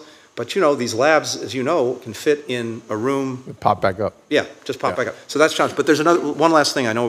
Two questions with 2 minutes left. So yeah, very quickly. Wrap up. The other big piece I mentioned is internationally, one of the big problems is the diversion of perfectly legal precursors into illicit use in making fentanyl. We have seized the G20, the largest economies in the world. We just had a foreign ministers meeting. I got put on the agenda as an action item for the G20, building out a coalition to try to deal more effectively with this. And what does that mean? It means simply, among other things, that working with the private sectors in all of these countries, we do a better job sharing information about diversion, getting better labeling on legal precursors that then get diverted, and making sure that there's a program in place so that you know your customer. If you're shipping a chemical, you actually know where it's going. You put all of these pieces together, I think you can have a greater impact. Thank you. According to the recent report from the IAEA, Iran is getting dangerously close to having weapons-grade plutonium. Last month, the agency reported the discovery of uranium particles enriched up to 84%, 6% below the threshold necessary to create a nuclear weapon. Given the regime's brutal crackdown against peaceful protesters and their own efforts to sabotage the negotiations, to most people in the room, it seems clear that negotiating a new JCPOA should be completely off the table. From my perspective, I hope that's yours as well. What practical steps are you taking to work with our allies and partners to actually address this threat, especially given the fact that certain sanction requirements are about to lapse? Thank you. Well, as a practical matter, the JCPOA is not on the table at this moment, in large part because as we were working in good faith to see if we could get a mutual return to compliance by Iran and by the United States, the Iranians rejected a proposal that was on the table put forward by the European Union by our European partners, actually endorsed even by Russia and China. They rejected that last summer, and they have not demonstrated seriousness in that. We are determined one way or another that Iran not acquire a nuclear weapon. I have to tell you, we continue to believe that in terms of getting an effective result, diplomacy is still the most effective way to do that, but it takes two to tango, as we would say, and the Iranians have not demonstrated seriousness of purpose. Meanwhile, we are working in close concert with allies and partners. I was talking about this a little bit earlier. I think we now have a much more shared perspective on this challenge. I think minds have also been galvanized by what's happened in the streets of Iran over the last 6 or 9 months, by the provision by Iran to Russia of drone technology for the war of aggression against Ukraine. And all of that has brought countries closer together in trying to deal with some of these egregious actions. I know I'm out of time, but short question. Thank you, Mr. Chairman. I'll try and be short. U.S. embassies in Africa. Yeah. There's a shortage of staff. What are you doing about it? And frankly, you think about the CCP and its issues in its growth through its Belt and Road projects. Seems like we need to have more focus on Africa than we have. I know that you've had some work with the African Leaders Summit. Love to hear your thoughts on A, the shortage, and B, strategy. Yeah, no, thank you. This is something we're very actively working on. This shortage is a problem. Actually, in the budget, we have increased dollars for additional hires. That will help in part. It won't solve the problem, but it will help address the problem.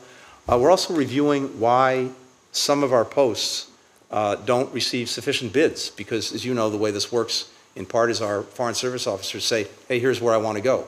And we've seen in a number of countries, the bids just aren't there. We're trying to understand why that is, and then to see what we can do to incentivize people to serve in posts that, for one reason or another, have not been attracting the personnel they deserve. Yes, sir. Thank you. Thank you. Senator Cardin. Thank you, Mr. Chairman. Mr. Secretary, it's always a pleasure to have you before the committee. Thank you very much for your service. Let me start with an issue that Senator Menendez raised in his opening comments, and that is the capacity of the State Department to meet the challenges that we have globally. I think never in our history have we had so many global challenges in which the work of the State Department can be critically important for us achieving our objectives. Senator Hagerty and I have worked together in regards to the State Department's capacity to deal with these issues. We made several recommendations in the last Congress that were enacted into law. I know that you've been questioned on this before the Appropriations Committee, but I want to get our committee engaged on these issues as well. In that recommendations, some were more short-term changes that we thought should be made as quickly as possible, including dealing with the training capacity at the State Department by having a board of visitors, by making it a more professional educational experience, by expanding training opportunities. We thought these are proposals that could be implemented in the short term. Others were longer term issues, and that's why we recommended a commission, which is now in the process of being named. And I would like to get your understanding about how to implement these changes. They were done, I think, with full support and cooperation from the leadership at the State Department. We know you always have challenges. Part of this is going to be budgetary. For people to go into training, you have to be able to backfill those positions. That's not always available. So tell me how you think you can use the tools that we made available in the last Congress to implement these changes, and what we can do to help you moving forward. Well, first, let me just say how much I appreciate the work that you've done on this and the leadership on it. It is hugely important to the future of the department. It's hugely important to our ability to attract but also retain the best talent. And we're in a competition for talent, and we need to make sure that we have the tools not just to recruit people, but to make sure that they stay at the department. I think a big part of that is career-long learning, because as we've been talking about in many ways, things are changing so fast that unless you're able to, as an institution, make sure that your people have the ability to continuously upgrade their game, you're not going to be able to do the job. Now, I think some of the tools, authorities, resources provided by Congress to us are making a big difference. For example, over the last couple of years, and now in our budget, I hope that will be realized this year, we've been able to hire a significantly greater number of people, both foreign service officers as well as civil servants.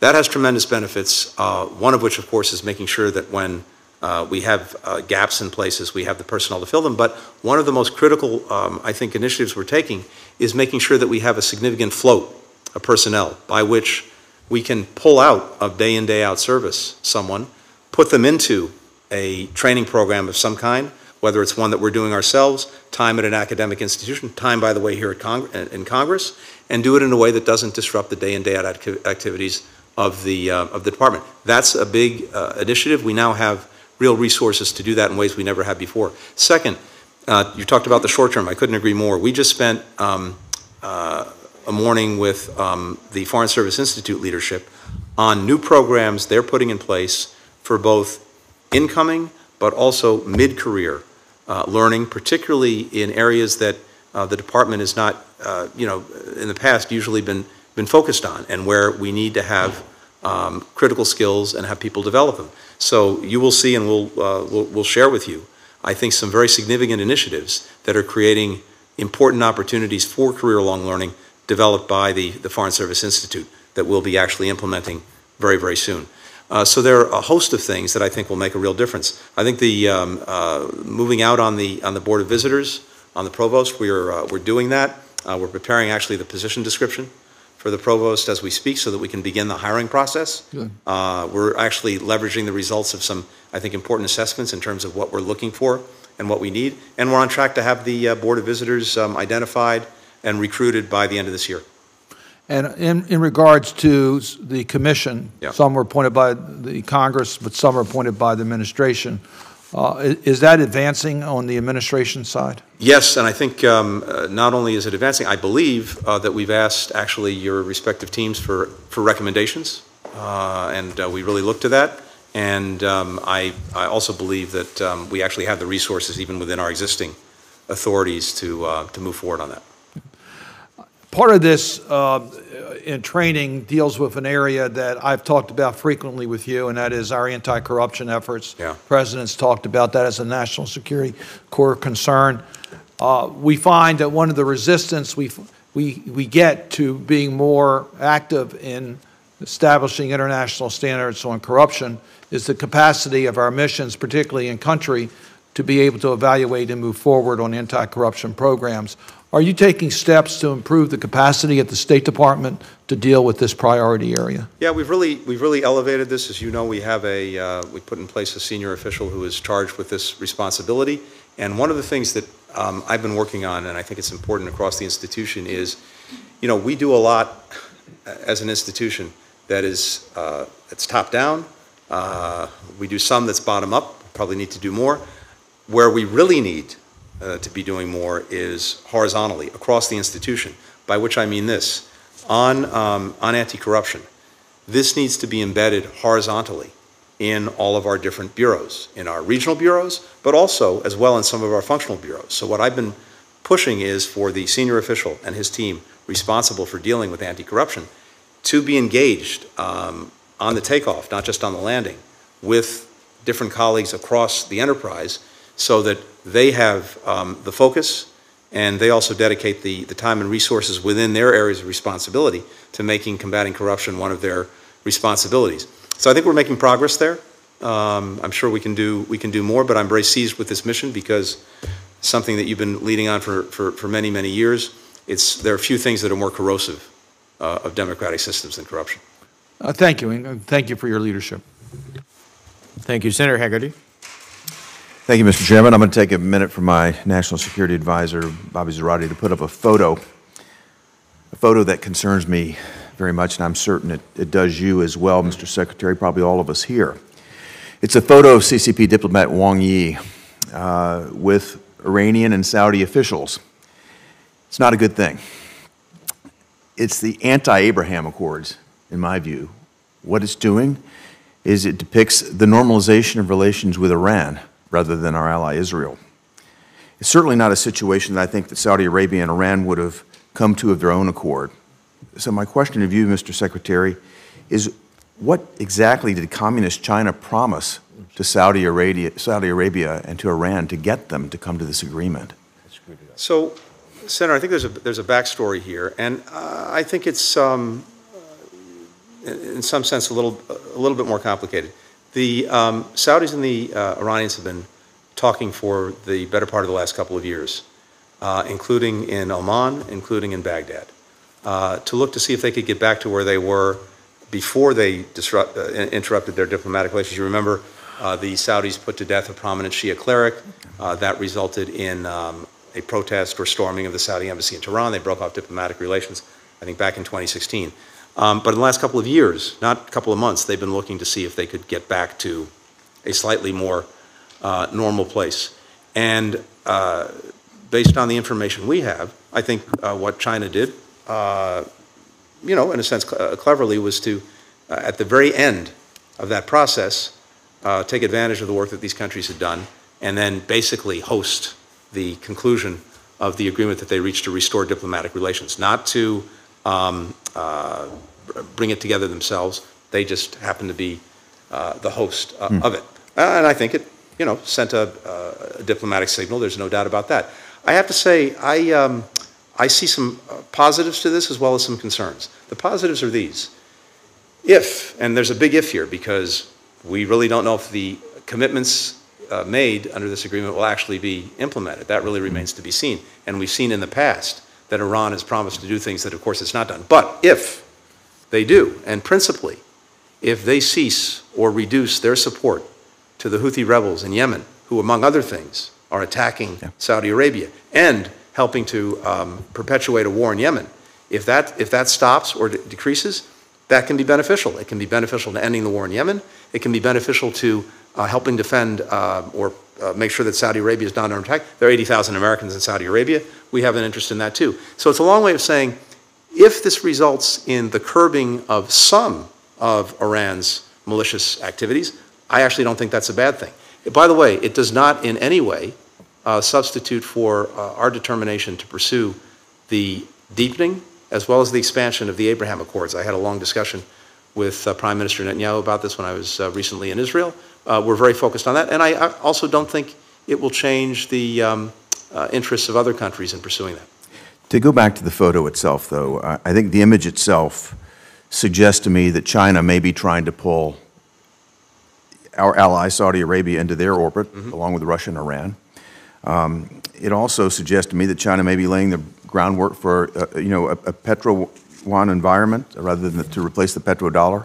I think this is something that would benefit from a deeper conversation with you, perhaps a conversation in closed session, and I might ask the chairman and ranking member if we could arrange that at some point soon. I think that would be beneficial. I'd like to show another image that is also quite concerning. This is an image of CCP General Secretary Xi Jinping and Russian President Vladimir Putin, who recently held high-profile meetings in Moscow. This is also not a good thing. In a video released overnight, Chairman Xi tells Putin that Communist China and Russia are going to be pushing for changes not seen for 100 years. And I'd like to know, Mr. Secretary, what changes not seen for 100 years is Xi Jinping talking about? And would that be detrimental to U.S. national security interests? What impact would those changes have on U.S. national security interests? Well, I think it's no secret that both countries have a very different worldview than our own, or for that matter, a different worldview than dozens and dozens of our allies and partners around the world. And in particular, they have a different view of what a world order and rules of the road should look like than we do. And I think when it comes to China, they actually want a world order, but an illiberal one. We continue to stand strongly for a liberal one. I'm not sure that Russia or Vladimir Putin wants a world order, maybe more like world disorder, but in part as a result of having this very different worldview than we do. They have a marriage of convenience. I'm not sure if it's conviction. Russia is very much the junior partner in this relationship. And we've seen that, again, on display quite literally right here before us. Recall, as you know, right before the Russian aggression against Ukraine, they had a meeting. They talked about a partnership with no limits, and we've seen further expression of that. But as they've been doing this, we have been, over the last 2 years, re-energizing, rejuvenating, re-engaging all of our alliances and partnerships, and in ways that are paying tremendous dividends both in dealing with the Russian aggression against Ukraine and in dealing with some of the challenges posed by China. We have greater convergence today with allies and partners in Europe as well as in Asia on how to deal with those challenges than we've had, certainly in my memory. And besides doing that, we've also created new coalitions of countries that are kind of more fit for purpose on individual issues. I mentioned earlier the Mineral Security Partnership, where we're getting countries together. Yeah, I'm going to have to, just because of time, I have to go to my next question, but this is a topic we've discussed in the past. I know you've discussed with my colleagues today, and that has to do with fentanyl and the ravages that it's creating on America. We spoke about this a year ago, and since we spoke about it, how many sanctions have been placed on Chinese individuals or entities that are involved in the fentanyl trade? What we've been working to do, the aspect of China that is deeply problematic, as you know, when it comes to fentanyl, is the production in China of precursors that then become used in the production of fentanyl. And we have had sought to try to get China to, in a cooperative way, because it's actually in their interest to do this, to deal more effectively in cracking down on the diversion of those precursors. I'm going to interrupt just in the interest of time. I understand that you've sought to do so, but it's not worked. And in fact, there have been 0 sanctions issued since you and I talked about this. How hard would it be for President Biden to pick the phone up and call President Xi Jinping tomorrow and lay out a set of consequences, including sanctions, that are going to be delivered upon China if they don't stop sending fentanyl and fentanyl precursors here to kill our youth? 70,000 young people a year are dying at this, 23 times the deaths associated with the 9/11 attacks. This is a war on our youth. We've got to do something about it, Mr. Secretary. And like you, I am very seized with this, including in my own engagements with Chinese counterparts and Chinese officials. We've made very clear to them that we need to see this cooperation on dealing with synthetic opioids and fentanyl. And if that cooperation is not forthcoming, we're going to have to look at other steps that we can take. What we want to do is to make sure that we are being as effective as possible.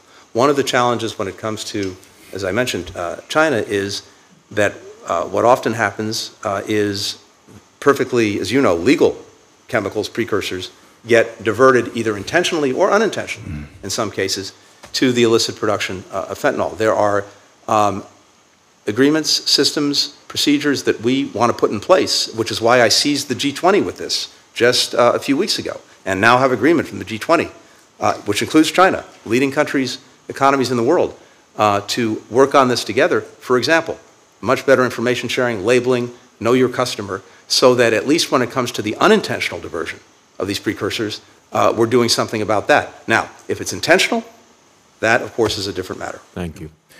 Thank you. Senator Van Hollen. Thank you, Mr. Chairman. Mr. Secretary, good to see you this afternoon. Thank you for your testimony this morning in appropriations. And for the benefit of Chairman Menendez, I thank the Secretary for the implementation of the Foreign Service Families Act that we passed a couple years ago. And Mr. Chairman, thank you for your help in getting that through the United States Congress.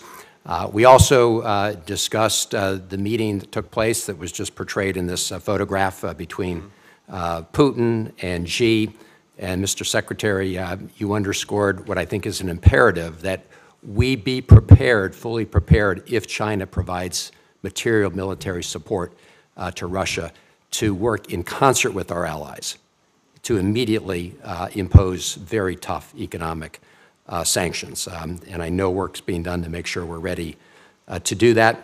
I understand the issue of the Critical Minerals Security Partnership was raised here, so I won't go over that. I do want to follow through on a couple issues that were raised at this morning's hearing. One by my colleague, Senator Schatz, on the issue of press freedom.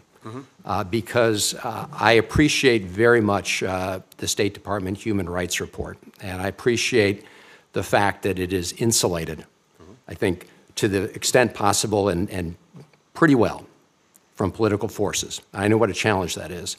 I do want to just raise concerns about crackdown on freedom of the press in 2 countries where I hope we will continue to have strong relations with. One is a country I've spent a lot of time in, a member of the Quad, and that's India. If you look at recent reports, there's a significant crackdown on press freedom in India. It is the world's largest democracy, but this is very, very troubling. The other is neighboring Pakistan. which at times has had a very vibrant press, but right now we're seeing a critical crackdown, and I just want to point out that the State Department Human Rights Report, which was just released Monday, indicates that both India and Pakistan have seen increasing threats on press freedom. Both countries are increasingly dangerous places for journalists trying to do their jobs. And the State Department's not alone in this. Other organizations that are out there to protect freedom of the press have indicated both these countries have serious problems. Reporters Without Borders ranks India 150 out of 180, and Pakistan 157 out of 180. So I'm not going to go into great detail today, but I am interested in following up with you and your team on those issues. I do want to pick up on our earlier conversation today about some concerning actions taken by the government of Israel as we work to try to create a period of time where we can de-escalate. And this morning, you agreed that the recent action taken by the Knesset, really just yesterday, that rolled back the agreement made more than 20 years ago by Israel to evacuate 4 settlements, was inconsistent with the obligations that the government of Israel has taken on in Aqaba and Sharm el-Sheikh. And I think we need to press those issues on both sides whenever we see violations of this agreement. I do want to talk about certain elements of the new government, which are really extreme forces within this government. One of them is Ben-Gvir. The other is Smotrich. Ben-Gvir is and these are not backbenchers. They're not backbenchers. They have very important responsibilities within this new government. Ben-Gvir is the Minister of National Security in charge of statewide law enforcement and the Israeli police. Smotrich is the Minister of Finance and also, as you know, minister in the Defense Ministry that has authority over civilian issues in the West Bank, including illegal construction and authority over planning and construction for settlements. Just a few days ago, Smotrich commented as follows, that there is no such thing as Palestinians because there is no such thing as a Palestinian people. This was condemned by Biden administration officials, and Mr. Secretary, you're here today. Do you join in condemning that comment? I do. And this is not the first time, right, that Smotrich has made these very incendiary comments, incitements to violence. It was just a few weeks ago where he stated in reference to the Palestinian village of Hawara that it needs to be, quote, wiped out, unquote, and that, quote, the state of Israel should do it, unquote. Now, I agree with President Biden as a longtime supporter of the U.S.-Israel relationship that it's been built on interests and built on values. You have to agree, Mr. Secretary, that those comments by Smotrich, Minister of Finance, and somebody who has an important portfolio over the West Bank, those do not reflect our values, do they? They do not, and I would also point out that the second comment you alluded to on Hawara, Prime Minister Netanyahu insisted that the person in question walk those comments back, which he did, right, for what that's worth. I'd also note that the legislation you referred to, which, again, we think is indeed inconsistent with commitments made, and in fact inconsistent with long-standing commitments, because those were commitments undertaken, I believe, during the Bush administration. Yeah. My understanding is that Prime Minister Netanyahu has said that they have no intention of actually, the government, this was a Knesset law, has no intention of actually moving forward on the authorities that it's been apparently given. So, Mr. Secretary, all of this raises the issue that Prime Minister Netanyahu says he has 2 hands on the steering wheel, meaning that he's in control of this government. But we're looking at actions his ministers are taking and actions in portfolios that are very significant that go directly contrary to that. And Prime Minister Netanyahu, as we discussed this morning, specifically himself disavowed the agreement reached in Aqaba within 24 hours of it having been reached. So I just go back to make my final point I did this morning, which is I appreciate the statements that have been made by Biden administration officials. I think, Mr. Secretary, it's important for you personally also to continue to speak out. And I think we look weak when we see time after time actions taken inconsistent with our positions with no consequence at all. Thank you, Mr. Chairman. Thank you. Senator Cruz. Thank you, Mr. Chairman. Mr. Secretary, welcome. Senator, good to see you. You have spoken passionately, and I believe honestly, about your commitment to helping Ukraine defeat Vladimir Putin. I agree wholeheartedly that it is an important national security interest of the United States for Russia to lose. Putin is a KGB thug who seeks to reassemble the Soviet empire at the expense of American interests and at the expense of the safety and security of Americans. And of course, in China, Xi is watching closely to see how America responds to Putin's aggression. I'm deeply concerned, however, that no matter how much you may want to help Ukraine, there is something the Biden administration wants more, which is to re-enter a nuclear agreement with Iran. This administration has shown weakness on Iran since day one and continues to do so. Just in the last few weeks, there have been reports that you again waived congressional sanctions to allow Iraq to move money to the Central Bank of Iran, which the Ayatollah uses for terrorism, for ballistic missile development, and nuclear weapons work. Of course, that's not all Iran is doing. In January, Mr. Secretary, you publicly assessed that Iran had become, quote, Russia's top military backer. That's a quote.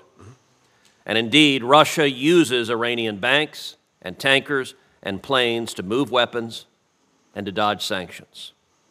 Yet the administration and the State Department in particular continue to allow Russia-Iranian cooperation out of a refusal to crack down on Iran.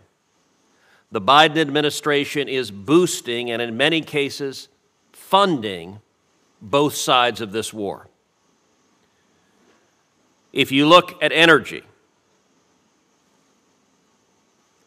and I want to start with this, I want to ask you about the use by Russia of Iranian oil tankers. As you know, Iran violates U.S. energy sanctions by using its own tankers, as well as a ghost fleet of foreign flag ships.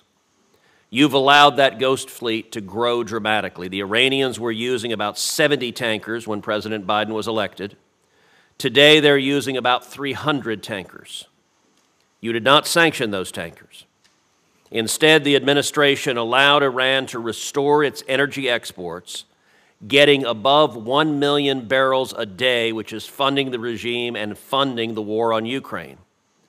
Last month was the highest oil exports Iran has had since 2018. Now, we can argue about what that means for Iran, but I want to ask what it means for Ukraine and for Russia. Russia is now using dozens and dozens of tankers from that ghost fleet that the administration allowed to grow in violation of our energy sanctions directly to aid Putin's aggression in Ukraine. Why hasn't the Biden administration sanctioned them? Senator, two things. First, going back to the first point, the symbiotic relationship that we're seeing emerge between Iran and Russia, to include the provision by Iran of drone technology to Russia for use in Ukraine, and the provision by Russia to Iran, or the threatened provision of weapon systems, including planes. This is something that we are very actively and aggressively working to break up across the government. We have gone after the drone network, working to sanction dozens of individuals. Have you reimposed the oil sanctions? And we are looking at the most effective way we can to have get you reimposed the oil sanctions? At the Ghost Fleet. So we have imposed sanctions across the entire UAV network. We're looking at how we can most effectively deal with the Ghost Fleet. Have you stopped the Ayatollah from selling 1 million barrels a day of oil? We're working on making sure that we can do that effectively. It was done in the prior administration. It was this administration that refused to enforce those sanctions that allowed billions of dollars to flow to the Ayatollah that's being used to attack the Ukrainians right now. We're working every day to enforce the existing sanctions on Iran, even as we're looking at imposing new ones. Mr. Secretary, with respect, that's not remotely true. The oil sanctions you could enforce tomorrow, but it is a political decision not to enforce it, and you are providing the funds that Iran is using to provide drones that are attacking Ukrainian military, attacking Ukrainian civilians. You said you just noticed recently the growing cooperation between Russia and Iran. If you were not aware of that 2 years ago, this administration has not been paying attention. Let's talk, for example, about Russian-Iranian nuclear cooperation. President Zelensky has repeatedly said that Russia is compensating Iran for weapons through nuclear cooperation. Last year, you signed waivers specifically related to the Iran nuclear deal that suspended congressional sanctions against Russia and Iran conducting exactly this kind of nuclear cooperation. You recently renewed these waivers. President Zelensky is right. You know that, so much so that in your recent transmissions you wrote to Congress that previous waivers you had issued, quote, would expand Iran's nuclear programs and further deepen cooperation between Iran and Russia at a time that Iran is providing lethal aid to Russia for its use in its illegal invasion in Ukraine. But you didn't cancel the waivers. Instead, you signed them, enabling broad Russia-Iranian nuclear cooperation. Why did you sign these waivers, and why did you do so repeatedly? These waivers have been in the non-proliferation interests of the United States, particularly to make sure that materials that Iran could use to develop its nuclear program were shipped out of Iran, and to make sure that facilities in Iran would not be developed in a way that could lead to further proliferation or the advancement of the program. In the last instance, we have narrowed the waivers significantly, again, to make sure that they're focused only on activities that actually advance our non-proliferation goals. To make sure that Mr. Secretary, with all due respect, that answer does not pass the laugh test. Under this administration, you have allowed Iran to get to the brink of a nuclear weapon. There's no work being conducted to make the program safer. Russia's on the side of Iran, and Iran is on the side of Russia. They're both against us. And it's staggering that the Biden administration would say Russia's still on our side trying to constrain Iran. You could halt this cooperation. You could halt the civilian nuclear cooperation with Russia. You could halt the oil sales. But this administration is not willing to do so because of politics. And as a result, the billions of dollars the Ayatollah is getting because of your decisions and President Biden's decisions are funding the war in Ukraine. Why is this administration funding both sides of this war? I fundamentally disagree with that judgment, Senator. We had Iran's nuclear program in a box. Unfortunately, it got out of that box as a result of pulling out, not by us, of the nuclear agreement.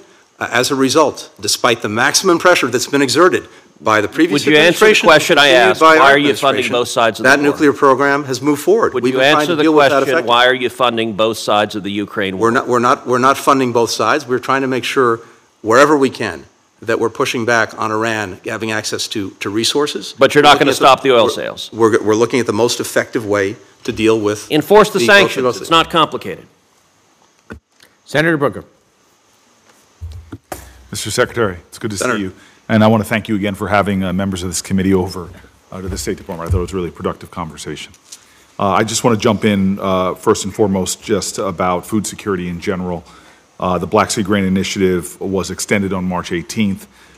It gives me a lot of hope, but for only 60 days, unfortunately.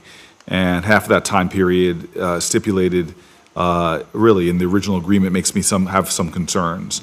Relief agencies themselves, as you know, have been expressing disappointment in the shortened duration, stressing that a lot of the countries in East Africa will be entering the lean season and have a lot of crises.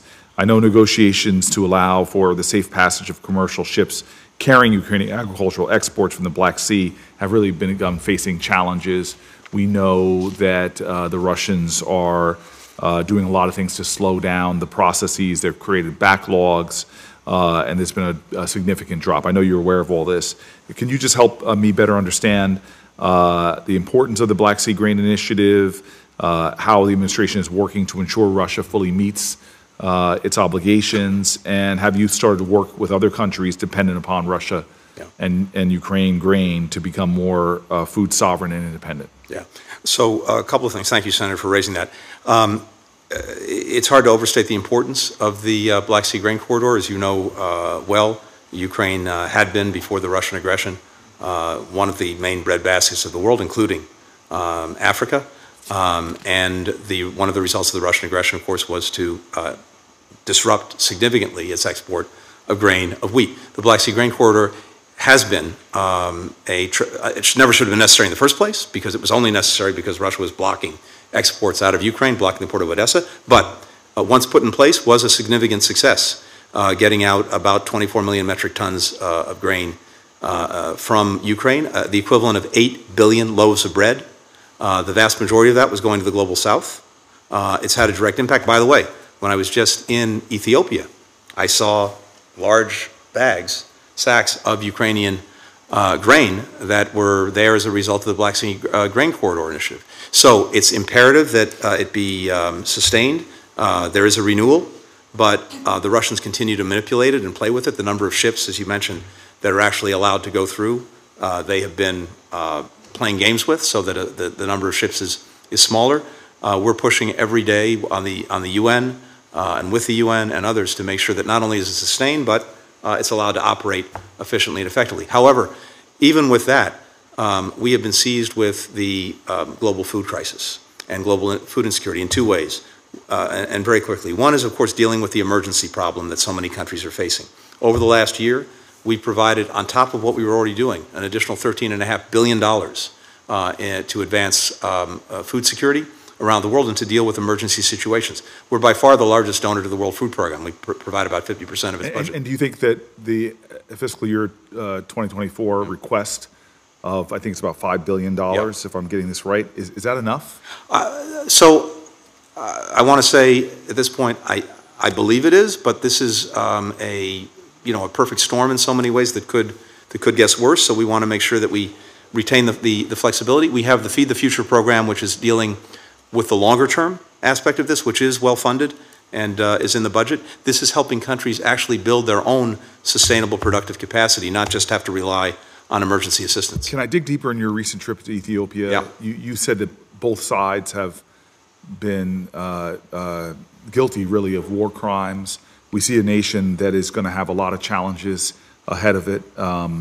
Millions of people are in need of assistance right now, and the security situation remains volatile, and it will probably be contributed to that insecurity will be the sheer needs of the populations. I know the administration is working with UN and other partners to meet this unbelievable humanitarian crisis, but I guess I want to ask you is, are we putting enough resources? I guess the FY24 budget requests $286 million for Ethiopia and $331 million for new humanitarian assistance.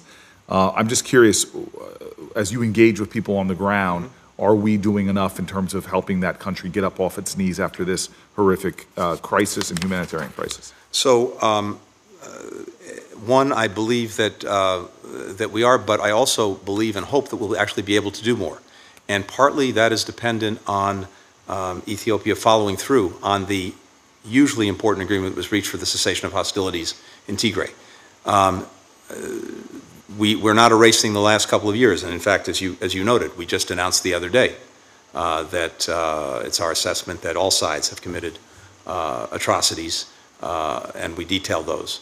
But the agreement that was reached has resulted in this. The guns are silent, humanitarian assistance is flowing to the north, services are being restored, the Eritreans have pulled back and are pulling out, the TPLF has put down its heavy weapons, they're standing up an interim administration, and there is the beginnings of a transitional justice process in place that Prime Minister Abiy is supporting and advancing.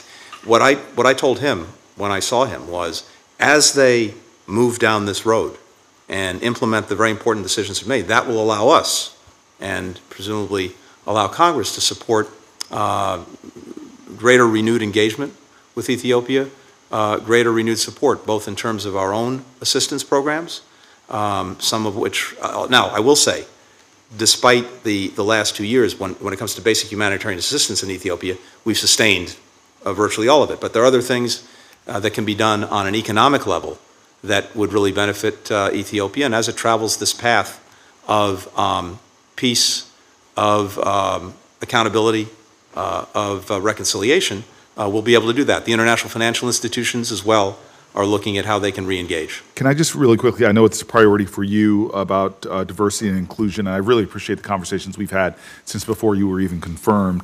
In July, a GAO report analyzing the department's DEIA practices provided a lot of recommendations, in short. Can you speak to how the department plans to continue to use the funding requested for the DEIA office, and how the department's implementation to these kind of priorities is going to go forward? And again, has the work that you've been doing in your retention unit informed your department's budget request for priorities? Can you just give me some more? Yes, in fact, so and thank you for raising the retention unit. First, let me just say very quickly, this has been from day one, and it goes back, Mr. Chairman, to when this committee was good enough to confirm me. I made a commitment that I would see a marker of my success or not in this job, whether or not the institution made real progress in building an institution that actually reflects the country that we're there to represent. So this has been a priority of mine from day one. We established the Office of the CDIO, the Chief Diversity and Inclusion Officer. Never had that before, reports directly to me. We have a 5-year strategic plan that was put in place. We have, for the first time, disaggregated data that looks across every office of the department, so we have a clear picture of where we are and where we're not. We have senior officers from every bureau at the Deputy Assistant Secretary level who are assigned to carry this portfolio in their bureaus, from the very beginning of the pipeline to the end of the pipeline. That is, from recruitment all the way to promotion and advancement, with a retention in the middle. We are intensely focused. We're trying to open more hearts and minds to the idea of serving in government, and serving hopefully at the State Department. I've done that directly myself, senior officials have. Retention, though, is a critical piece, because what we found is we get people through the door at C Street, but then they don't stay, and disproportionately, the people who don't stay tend to be from groups that have been historically underrepresented at the department. So we need to understand why. And part of that was setting up a retention unit where we have been engaged in interviewing everyone who is willing, who was leaving the department or thinking about leaving the department, as well as doing statistical surveys. But the in-person interviews are really important to try to better understand this. And I've just got the initial results from the first surveys and interviews that are very instructive and illuminating about what it is we can do better to make sure we're retaining people. And then it's vital that people be promoted, that everyone in the department sees that they can aspire to hold the highest jobs in the department. And opening that process up with more transparency, especially at the senior levels, that's something we've done too. Let me just say very quickly, one of the things I'm grateful to the Congress for is, for the first time, we have paid internships, as you know, at the State Department. That means that socioeconomically, we widen the aperture dramatically. The enthusiasm for those has been through the roof. And based on the budget, my hope and expectation is we will get over the next couple of years to having 1,000 paid internships at the department, and that's making a huge difference. We put in place new fellowships that are designed to attract, again, underrepresented populations in the department. We just named one after Colin Powell that we put together last year. We have another one that I think will further diversify the core of our diplomatic security service, which is vitally important. Anyway, it's a long way of saying there is a lot that is going on, and it's something that I'm absolutely seized with. But I want to make sure that, the last thing I'll say is, the more we're able to institutionalize these initiatives so that they remain there long after, you know, I'm gone and others are gone, that's hugely important too. So we're looking at ways to do that effectively. It's tremendous work, and when it comes to naming fellowships, after this hearing, you might want to name one after Ted Cruz. I'm sure that would go a long way in bipartisan unity and support for the State Department's programs. Thank you, Senator. That's good, wise advice from a Jersey boy. I'm not going to follow on that. But Mr. Secretary, you've been very gracious with your time. I just want to close out on a couple of questions, Please. And then we'll let you go. what do you call a country that violates another country's airspace and territorial waters without provocations, drills in its in another country's exclusive economic zone, that buys Russian military equipment in violation of U.S. law, that has more lawyers and journalists in jail than almost any other country, and jails its main political opponent right before elections, a country that seeks by force to block the rights of a EU country to explore its energy deposits off its outer continental shelf, a country that not has joined EU-led sanctions against Russia, but has exported about $800 million worth of goods to Russia, a country that continues airstrikes in Iraq and Syria, including against U.S. partners like the Syrian Democratic Forces, that stops a critical enlargement of NATO, that continues to occupy a EU country with 40,000 troops, and in violation of UN Security Council resolutions seeks to open up an area that has been frozen by the United Nations, that denies religious freedom to the religious leader of millions of citizens of Greek Orthodox faith, that converts a church into a mosque in violation of its UNESCO commitments, and that arrests and jails U.S. Embassy locally employed staff. What do you call such a country? I think I would call that a challenging ally. Well, I call the country Turkey, and the reality is I don't believe that's such a country, and I didn't continue, which I could have, deserves to have F-16 sold to it. I mean, I don't know what messages we send in the world that you can do all of those things, and yet you can get U.S. military assistance at the end of the day. So I know the aspiration we have for Turkey, but it is not the Turkey under President Erdogan. And so it seems to me there has to be a roadmap in which it says if you really want this, then you have to, deal with some of these issues. Because if we just give them the F-16s and all of this remains outstanding, well, I don't know what global message we send. In a similar light, in the past year, we've seen Azerbaijan invade Armenia, manufacture a food security crisis in Nagorno-Karabakh with its ongoing blockade, continue rampant repression domestically, including with the unjustified detention of activists like Bakhtiar Hajiyev. In the past 5 years, we've seen Azerbaijan start a war that killed 6,500 people, forced almost 100,000 Karabakh Armenians from their homes. So I am concerned about providing assistance to the Aliyev regime, but it strikes me as particularly egregious that the administration would request $700,000 in international military education and training funds for Azerbaijan.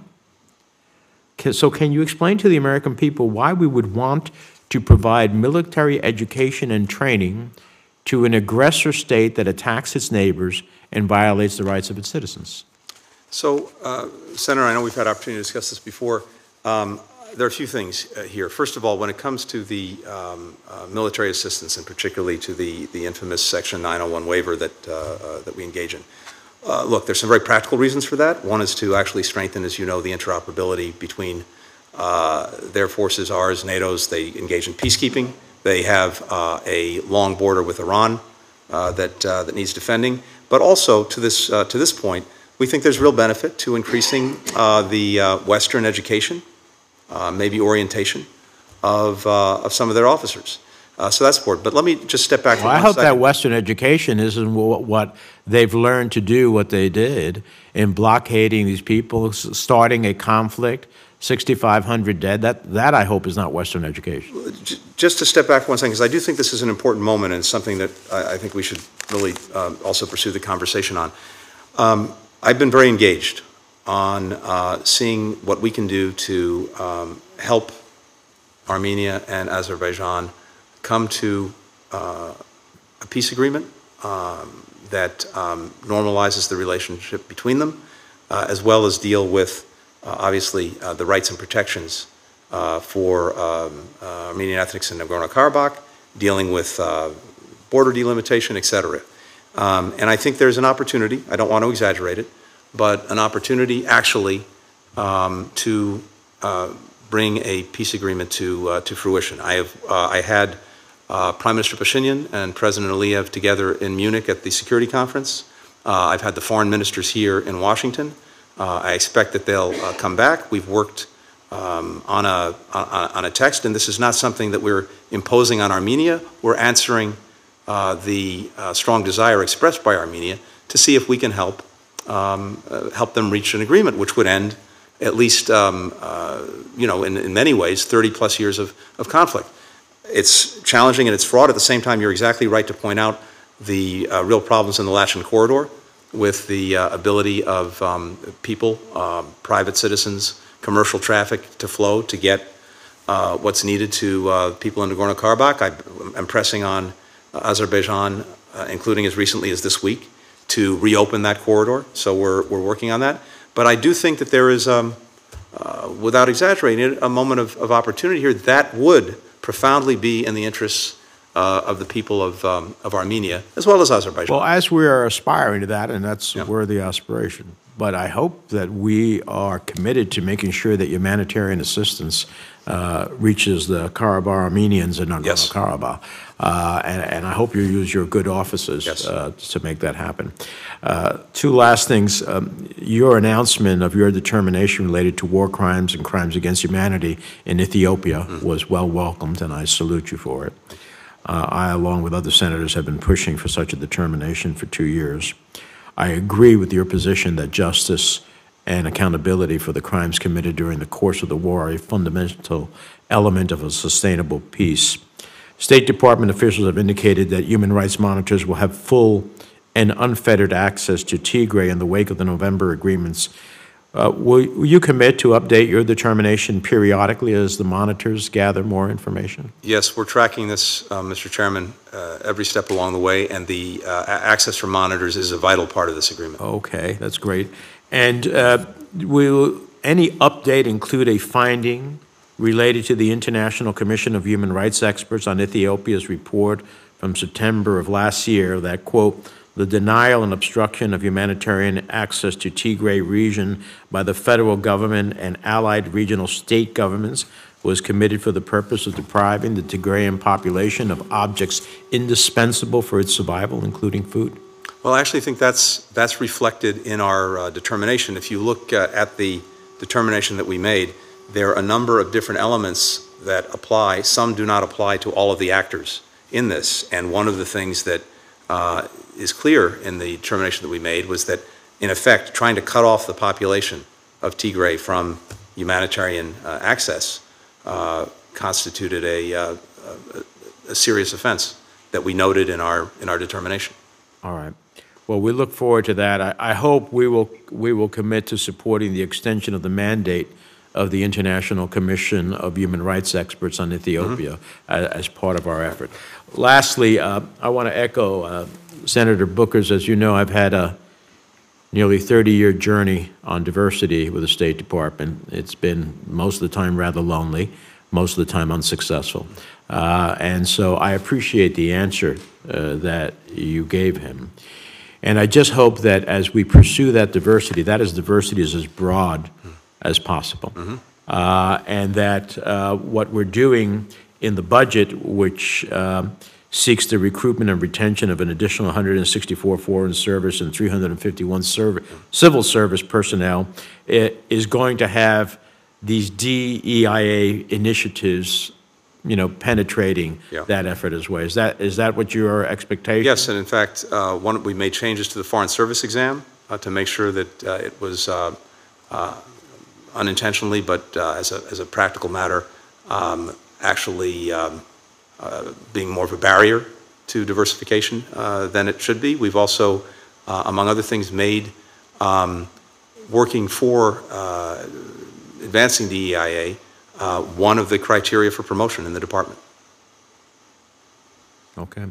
Well, I look forward to holding a hearing later this year with the Chief Diversity and Inclusion Officer of the department, which was in and of itself a good step. But of course, all of that only matters if we see change in numbers, which I appreciate from your answer to Senator Booker. You're working on trying to make a reality. So Senator Risch had to leave, but he asked me on behalf of both of us to thank you. You've been very gracious with your time, very thorough in your answers, this hearing record will remain open to the close of business on Wednesday, March the 29th. If there are questions for the record, please submit it no later than then. With the thanks of the committee, this hearing is adjourned.